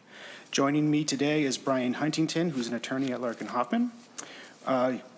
who will address the legality of a statewide moratorium on billboards. We also have several representatives from the billboard industry who will share their personal stories about this bill and, if enacted, how it will negatively impact their businesses and the communities they serve. Billboards play a crucial role in driving sales for businesses. More than 3/4 of the businesses surveyed in National Polls report that they would experience a loss in sales if billboards were banned. On average, these businesses estimated a striking 18% decrease in sales. This level of loss is unsustainable for most businesses, particularly small businesses, which would be harmed the most. Billboards are not just beneficial to businesses. They also provide immense value to consumers. They offer a wealth of information, including the location of businesses, the products and services offered, prices, and the quality and convenience of these offerings. This makes billboards an information-rich medium that is highly valued by motorists and pedestrians alike. Moreover, billboards have unique advantages that other advertising media cannot replicate. They are cost-effective and have the ability to reach geographically targeted audiences, which is crucial for local businesses such as restaurants, retail stores, and travel-related services. National surveys of businesses rated billboards significantly higher than any other medium in terms of their ability to communicate information affordably. Contrary to the claims that you've heard today from special interest groups, the data clearly shows that a moratorium on billboards would be detrimental not only to billboard companies, but also to the local businesses and to consumers. Billboards are already highly regulated at the federal, state, and local level. A statewide ban on billboards would not only harm businesses, but also deprive consumers of a vital information source. Let's continue to support the use of billboards and recognize their significant contribution to our state's economy and our daily lives. Thank you, Mr. Chair. Mr. Carlson, I'll just suggest we're all special interest groups. You're a special interest group, as are the proponents of this. Yep. So let's not cast aspersions here. Mr. Huntington. Good afternoon, Mr. Chair, members of the committee. My name is Brian Huntington. I'm a shareholder with the law firm of Larkin Hoffman. Mr. Huntington, can you pull the mic closer, please? Yes, sir. I'm a shareholder with the law firm of Larkin Hoffman. For over a decade, I've litigated against municipalities as well as state government, including in cases seeking to vindicate constitutional rights. And I'm here on behalf of the Minnesota Outdoor Advertising Association to speak in opposition to this bill. I do have a written submission which somewhat elaborates upon my comments that I'd like to pass out when I'm done speaking, with a letter that I would like the committee to see. And there are really 3 points that I want to make to you. Number one, you've heard it suggested that the Constitution is not in play until that billboard is placed. That is wrong. There is most certainly a First Amendment protected interest in both the billboard companies as well as in the landowners to communicate regarding all of the different types of things that can be on these billboards. That includes commercial speech, which is subject to intermediate scrutiny. This is not rational basis review. If the state were to pass this type of legislation, this is what's called Central Hudson review, which is narrowly tailored analysis, okay? And there are several cases I would point to the committee.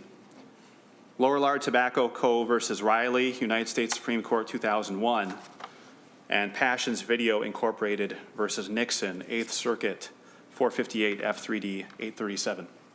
Both of these cases concerned state attempts to prohibit billboards in certain instances. These were not statewide bans. These were way more targeted than that, yet they were both held unconstitutional.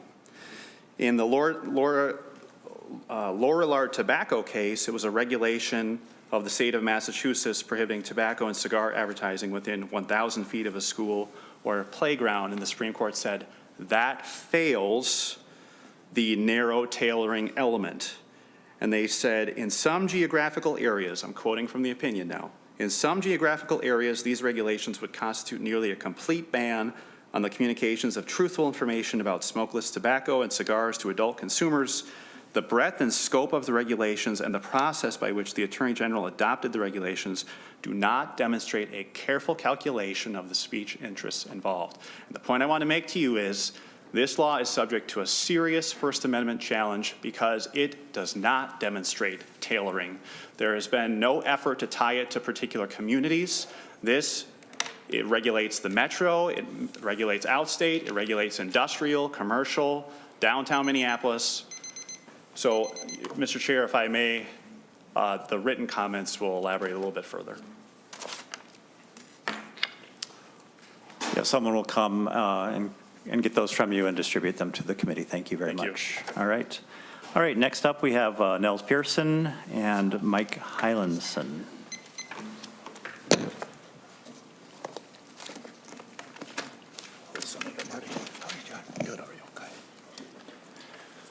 Welcome.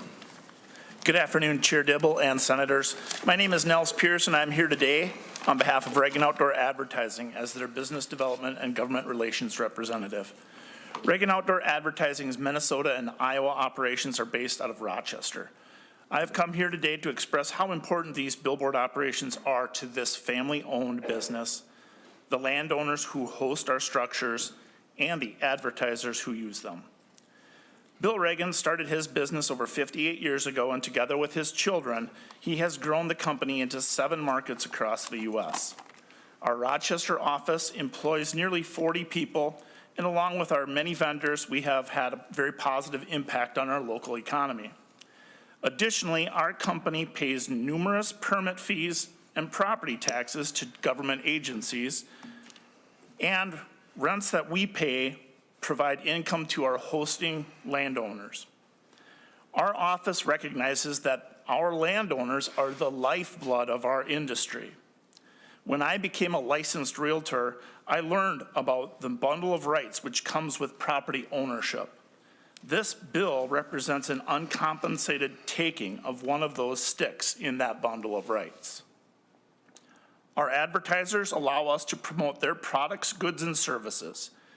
In our Minnesota market, over 95% of our advertisers are local businesses that are trying to reach people in our communities. Billboards allow a unique marketing opportunity. It could provide hands-free wayfinding and an affordable attention-getting tool for campaigns, candidates, and causes. This bill represents an additional restriction on free speech. In all our markets, we need to be good stewards of the relationships with local governments and nonprofits to create better messaging and strengthening these communities. Whether it is our request for public health campaigns, missing person or Amber Alerts, homeless shelters, or if the city asked us to post snow emergency information, we are ready and willing to answer those requests when we have available inventory. This bill would reduce those inventories. We know that providing timely, credible, and helpful information in a variety of locations can be a formula for success for our local advertisers as well as our communities. Today, the bill before you would be catastrophic to our industry. It is a bill that seems to be trying to solve a problem that doesn't exist. There has not been an expansion of the number of billboards. It is my perception that the regulatory environment of our state has actually greatly diminished the number of billboards over the last 30 years. We appreciate the challenges of the regulatory systems create, and we wish to offer our professional experiences in the future as the state of Minnesota balances the desired aesthetic appearances of our communities against the rights of our property owners, the freedom of expression of our billboards provide, and the other commercial benefits these communication tools can create. Thank you, committee members and chair. Thank you, Mr. Pearson, and we'll call on Mr. Hylandson. Welcome. Hello, good afternoon. I'm Mike Hylandson. I work for Schubert and Hoy Outdoor Advertising. We're a small family-owned billboard company, like 4 full-time employees small. Most of our signs are north of the cities and south of Duluth. Our story starts with my grandfather, Larry Schubert, who came home after World War II and started several successful businesses, one of them a billboard company. After his heart attack in 1984, my mom, Diane Hoy, started working for him. Not long after, she started her own company and eventually bought his, merging the two into Schubert and Hoy. As hardships go, we've seen a lot. At my time at the company over the last 20 years, we survived the Great Recession of 2007 and persevered despite having our building burned to the ground by arsonists in May of 2020. Clearly, this bill is our death sentence. But what's worse is the negative impact for all the small businesses who we serve. Now, the ads that we typically run are mom and pop store 5 miles ahead.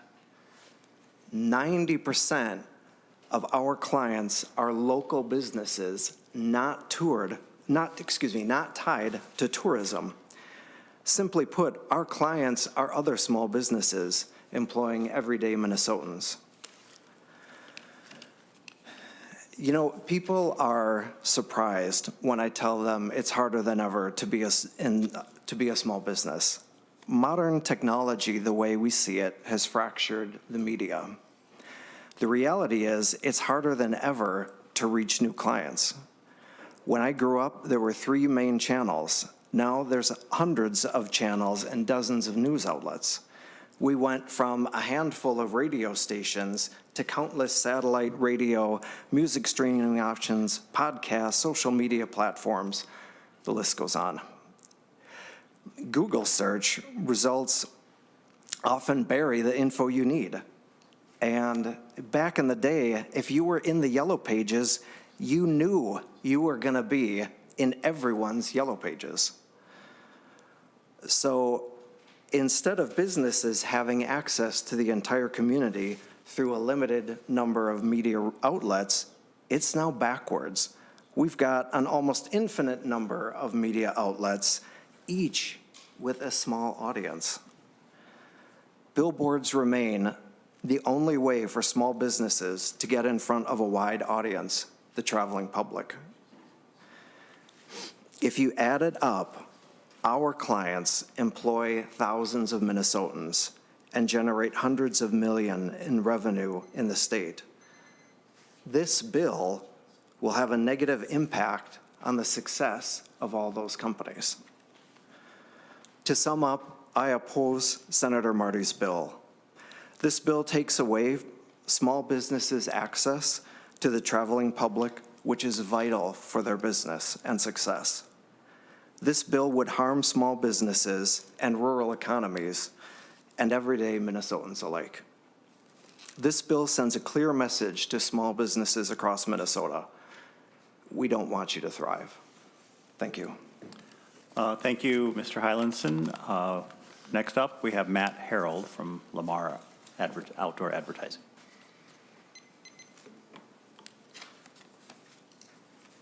And then at this point, I'll just ask anyone who would like to testify who didn't get onto the testifiers list to come forward and take the other chair.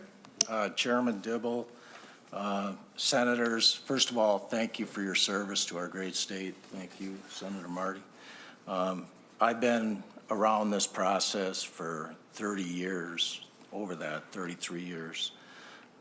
I'm the territory manager for Lamar Advertising. I'm based out of Duluth. We cover the northern part of the state. I have worked for Lamar for 27 years and its previous owners for a total of 33 years. Senator Marty has proposed similar legislation over the years regarding our industry and now has offered his new bill, eliminating new billboards and amortizing existing billboards, which would be the death of our business. Senator Marty's bill states billboards significantly undermine the beauty, natural beauty, and make the state less attractive to tourists. Tourism is one of our most significant users of billboards. You've heard it over and over again. We're a locally driven business. We constitute 94% of our business out of our market is local. We are regulated by state, county, and local municipalities, and you cannot put a billboard wherever you feel like it. Our offices had 496 state permits in 2010. We now have 476 permits. You get a permit per structure. It doesn't go by the number of faces on the signs. Due to the strict requirements at the local and state level, new locations are limited. We have had many employees retire in my time at Lamar with over 30 years of service. With competitive pay and benefits, Lamar is a solid employer in northern Minnesota, and we are a union shop, part of Painters Local 106. We take pride in how we treat people in our community. Our industry provides countless public service announcements, charitable placements, and promote our community programs when they don't have the funds to do so. This legislation is directed toward our livelihood and the livelihood of our employees. People that care about their communities, as stated earlier, this legislation just keeps popping up periodically, and there's no threat of excessive billboard expansion in the state of Minnesota. The laws are already in place at the local and state level. And I want to touch on the testimony provided by Scenic America. You have a written document that says, while billboards may seem like an economic benefit, they primarily serve large national or multinational companies offering little direct local economic value.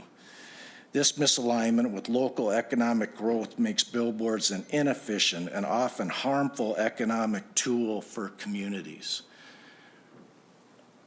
And the other piece of misinformation that Scenic America provided, we can't flash, our billboards can't flash. But I have a short story for you. So on Saturday, we had a fundraiser in Duluth, Minnesota, and this is going to address where Scenic America says we're just big, bad billboard companies, right? We had an ALS fundraiser in Cloquet. We celebrated the end of the fundraiser at Black Bear Casino. One of the senators here, Senator Farnsworth, was present. They announced that. I gave them the respect of enjoying the evening. We raised $1.7 million, or just short of that. Over $2 million last year, $1,640,000 this year. Before, I don't know if the senator noticed it or not, but before you would eat the nice meal that was provided, you look down at the sponsor list, right? The top presenting sponsors on that list were one of them was Lamar Outdoor Advertising, a radio station, and Clear Channel Outdoor. I might miss one, but that's the top level sponsorship that you can provide. So when information is shared like this and it forms Lamar, for example, not to only care about profits and greed, that is not the case whatsoever. We have union jobs in our town. We treat people with respect, and to insinuate that we're not part of Minnesota or we're some sore after 20 years of, or longer than that, 30 years of the possibility of this bill gaining traction is difficult to process. Did I overshoot my time, Chairman, or my? You wrapping up? Yeah, I'm trying to think of what. We conclude at 5 here, and we still haven't debated yet, so. Senator Marty also referenced, a newspaper article from 1990, and I believe that city councilman eventually became the governor of Minnesota, and I don't think we had this billboard issue under Governor Peleni's tenure. I'll conclude with that. All right, thank you for that. I'll first just mention that I don't think we're going to be able to move this bill out today. Members are going to be going to different places, and I think everyone wants the opportunity to fully debate and vote on this if we come back to that. So I'll just let the committee know that we're going to lay this bill on the table today. With that, we'll go to questions. Senator Marty, first, did you want to respond to anything? Okay, Senator Farnsworth. Thank you, Mr. Chair, and I don't have questions. I am opposed to this bill, but maybe not for the reasons that you think. If we're going to start outlining things that some of us think are ugly, even though they advertise for small businesses that pay the taxes that build the roads, I don't think this bill goes far enough. You see, Mr. Chair, there's another item in our state that is just as ugly as we've been told that billboards are. And these items are across farm country, and I love farms, and I love seeing all of the farms. And these items kill millions of birds, and they use thousands of tons of materials that can't be recycled.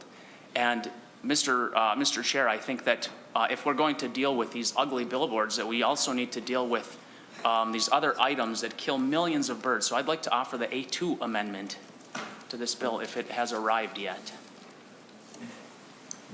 Mr. Greenfield. Mr. Chair and Senator Farnsworth, I'm working on copies as we speak. I thought they'd be prepared and delivered by now, but I'm happy you have the copy of the amendment before you, but I don't believe any member of the committee does at this moment. So I will work on getting copies.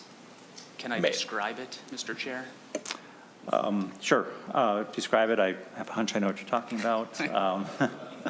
So go ahead, and we will wait for copies while you describe it. And if we don't have them by the end of your description, we'll move on and we'll come back to it. Senator Farnsworth. Thank you, Mr. Chair. Well, what this amendment does is it adds, in addition to banning the ugly, vile billboards, it also bans wind turbines that kill millions of birds a year, that people, when they're traveling across Minnesota, have to look at the ugly turbines, half of them that aren't even working. And I think this is a reasonable solution. If we're really going to start banning things that some people think are ugly, then we've got to go all the way with this. So that's what my amendment would accomplish. All right. Mr. Chair, no comment. All right. Great. So we'll move on. We'll come back to your amendment when it arrives into the committee. Oh, I thought I would mention, members, before I forget, I believe Mr. Falzone mentioned some studies. Those were posted. They're quite substantive, so we didn't make paper copies, but they are posted at the committee website for anyone who wants to take a look at those. All right, who do I have next? Anyone? All right. Okay, so I looked this way first, so I'll call on Senator Nelson, the Senator Johnson Stewart, and Senator Howe. Well, thank you, Mr. Chair. I'll just be very brief. I know we're coming back to this, but there's just, Senator Marty, there's just two big obstacles that I cannot remove from my vision, and one is local control. Certainly, I know that local communities have decided and do decide how to handle this issue. So I certainly would feel much more comfortable having locally elected leaders in their local communities making the type of decisions that you're making here.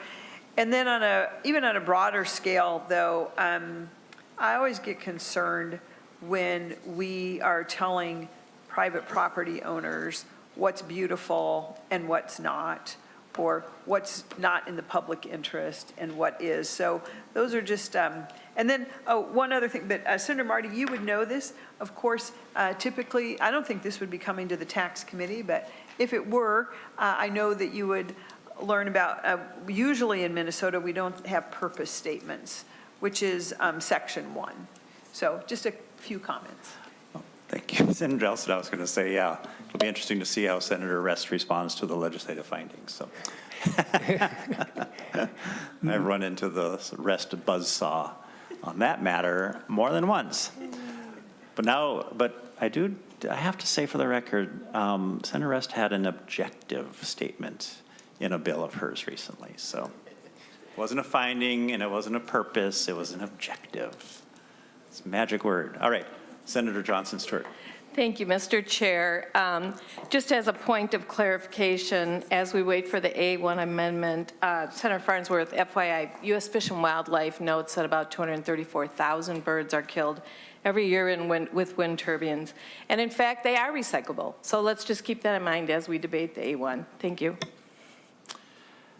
Thank you. Mr. Chair. Senator Farnsworth. Since I was noted, can I respond to Indeed, that? yeah, absolutely.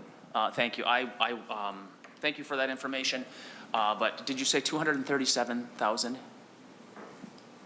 The U.S. Fish and Wildlife has published a study that says 234,000 birds. Mr. Farnsworth. Senator Farnsworth. Thank you. Well, 234,000 is too many. I mean, we have to save the lives of these precious birds. All right. So if it's not millions, but the other thing is, if they are recyclable, why do they bury them in Montana and Wyoming? All right. Or if they are recyclable? We are not going to debate the recyclability of wind turbines.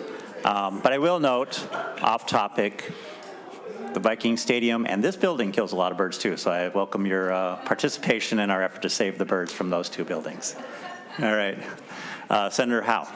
Thank you, Mr. Chair. And Senator Marty, I remember when I was working in a certain jurisdiction that it was my job to actually go out and identify who owned what billboard so we could send them the permit and make sure that they paid their permit fee every year. So I was very much in tune to how many billboards we had, but our local city actually identified exactly where those billboards could go and where they could be, and they identified the change rate on the signs, so they couldn't be flashing. They had to stay one way for a certain period of time before they could change their message.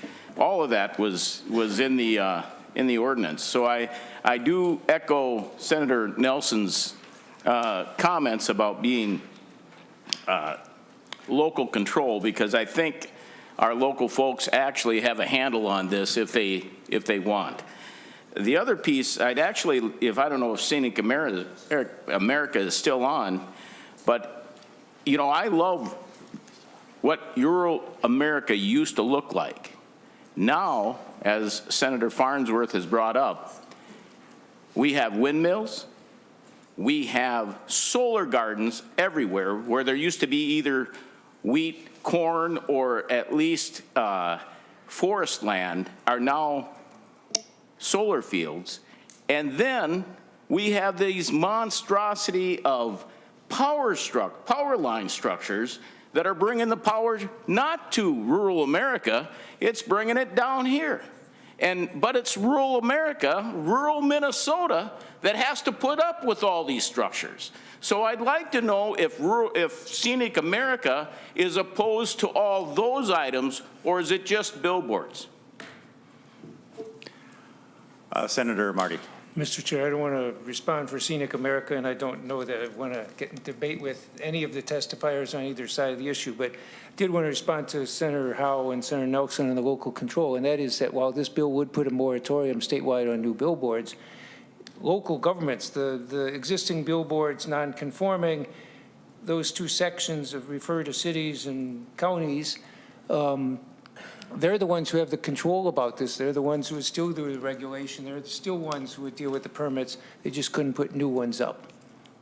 So it would still remain the local control. If they wanted to get rid of them, they could do that. They could do that much easier with this bill, but they could do it, and they could leave them all where they are if they want to leave them that way. It's a local control matter. But I think we have enough billboards. All right. Thank you, Mr. Falzone. I give you the opportunity to respond or not respond. I don't know if the question was. Yeah, sure. All right. I'd be happy to respond. I mean, look, the reason why we have such bipartisan support across the country, and I want to be clear, billboards are a bipartisan issue in that, you know, over 80% of Democrats and over 80% of Republicans would like to see billboards gone. That's polled state by state and consistent across the country. But the reason why our organization has such respect across the country among both parties is because we are consistent. We have submitted testimony that opposed turbines. We have submitted testimony that have opposed solar arrays. And to us, it's all about context. It's all about context sensitivity. You know, it's all about are these cited in the correct place? And so, yeah, we actually have opposed those things. And we are a middle-of-the-road, common-sense, charitable organization that advocates for all Americans. We are We have, like I said, allies on both sides of the aisles. We're very proud of that because to us, scenic beauty should be for everyone. And one of the best programs out there that brings economic development to rural America is the Scenic Byways program, a beloved program across the country.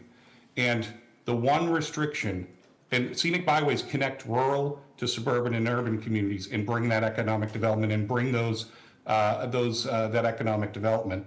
And the one restriction that a Scenic Byway has is no billboards. Thank you, Mr. Chair. Thank you. Mr. All Chair. right, so we have the, Senator Howe.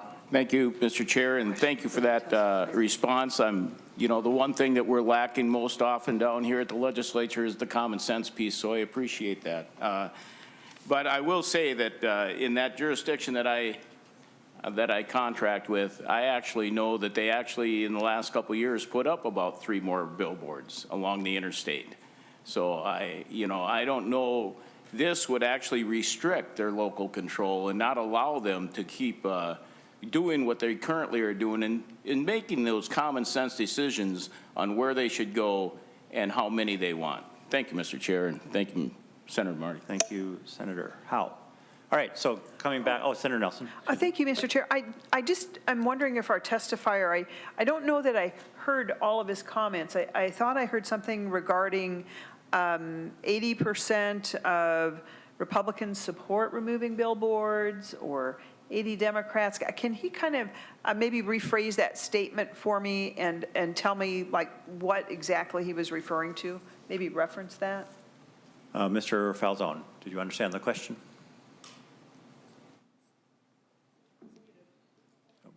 Yeah, sorry about that. I think I was unmuting while you were asking me to unmute. Yeah, so we've seen poll after poll where more than 80% of both Republicans and Democrats, I want to be clear, would like to see billboards come down. Senator Marty actually presented perhaps the ultimate poll, right, which is a referendum among the people, a direct democracy, if you will, of the folks in Alaska. And there you saw 72% approve a complete ban on all billboards in Alaska. And what's interesting about that, and of course Alaska is a right-leaning state, but what's interesting about that is that's after a campaign, right, which is obviously well-funded by our friends that are present here in the billboard industry. And so that's after a campaign to try to defeat that. And so the initial polling results would have been, of course, up in the 80s, and then they were able to get it down to 72%. So yeah, this is a popular issue across the country. And I'd raise, Mr. Chairman, I'd raise Senator Farnsworth one more and say that not only should we be concerned about turbines and solar arrays, et cetera, but overhead wires are a big problem. And our organization would love to see those go underground where that is a possibility. But I don't want to go off topic. I know we're talking about the bill at hand. Well, Mr. Chair. Senator Nelson. Just to follow up, though, I didn't hear the, can you cite, if it's poll after poll, that folks are in support of banning billboards? Like, what poll or what state? So for that comment to have any relevance, at least as I'm trying to understand this, I would need some reference. What poll are you talking about? Sure. Or poll after I'd be happy to submit what some state? through written testimony. Thank you. We're not going to conclude matters on this subject today, so we'll have an opportunity to review the information that Mr. Falzone provides to us. It's a fair question. Thank you, Senator Nelson. All right, so let's see, where are we? Okay, we're going to return to the Farnsworth Amendment, the A2. I think we've had a description of it, so we know and we can see here it adds wind turbines to the proposal. So we will, anything further on the A2? All right, Senator Farnsworth renews his motion. All in favor of the A2 say aye. Aye. Opposed say no. No. Motion does not prevail. All right, anything further? Senator Jasinski. Thank you, Mr. Chair, and I don't know how long you want to go. I know 5 o'clock was our time. I don't know how long you want to continue this, and I understand. I'd like to wrap up very soon. Okay. If we could. All right, so with that, and again, I do not agree with this bill. I think, the local control as a mayor is a huge issue for me. What it's going to do to our private businesses across the state is terrible. I think of driving up I-35 on my way to Duluth and thinking all the advertising I see. I'm not sure what the people in Duluth think about the tourism up there and advertising to get to their things. I would assume Senator McEwen would maybe want to comment on that, but I think a lot of businesses would be upset with not having that because they're there. Interesting thing is, I've seen crazy things happen in the last 2 years, so maybe this bill will get approved. So I'm going to take the advice of someone and made a recommendation. I think it was Ms. Wiggum.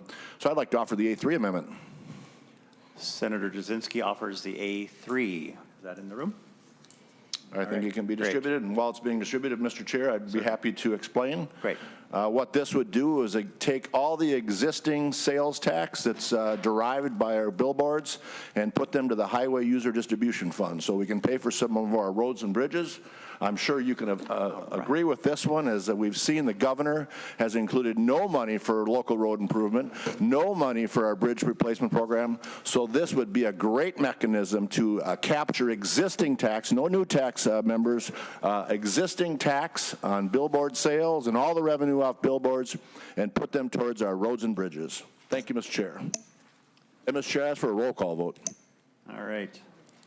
So Senator Jasinski moves the A3 and requests a roll call. Members, anything further on the A3? I think if you look back on page 4, starting on line 25, you'll see that, would credit the entirety of the, so. Hey, Mr. Chair? Yes. I'd be anxious to get a fiscal note on this one. Yeah. I think it would be a revenue note. Huh? I'm sorry, revenue. Yes, I'm well trained on the tax committee. We have fiscal notes and spending and revenue notes when it comes to raising taxes.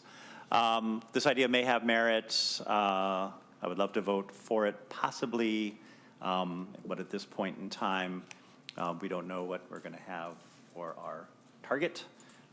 So I appreciate the effort, and I might be with you at the end of the day, but for the time being, I'm probably not with you, Senator Jasinski.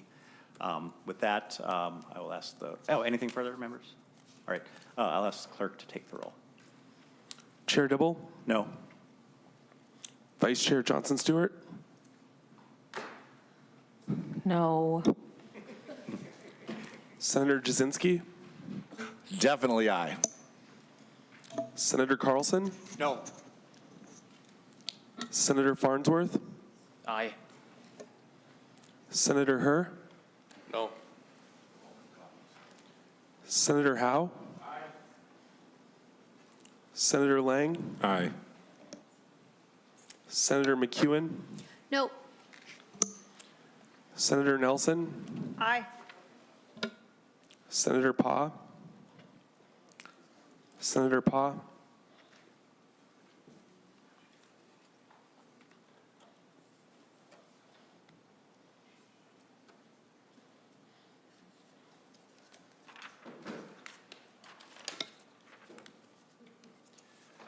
So on a vote of 5 yeses and 5 noes, the amendment does not prevail.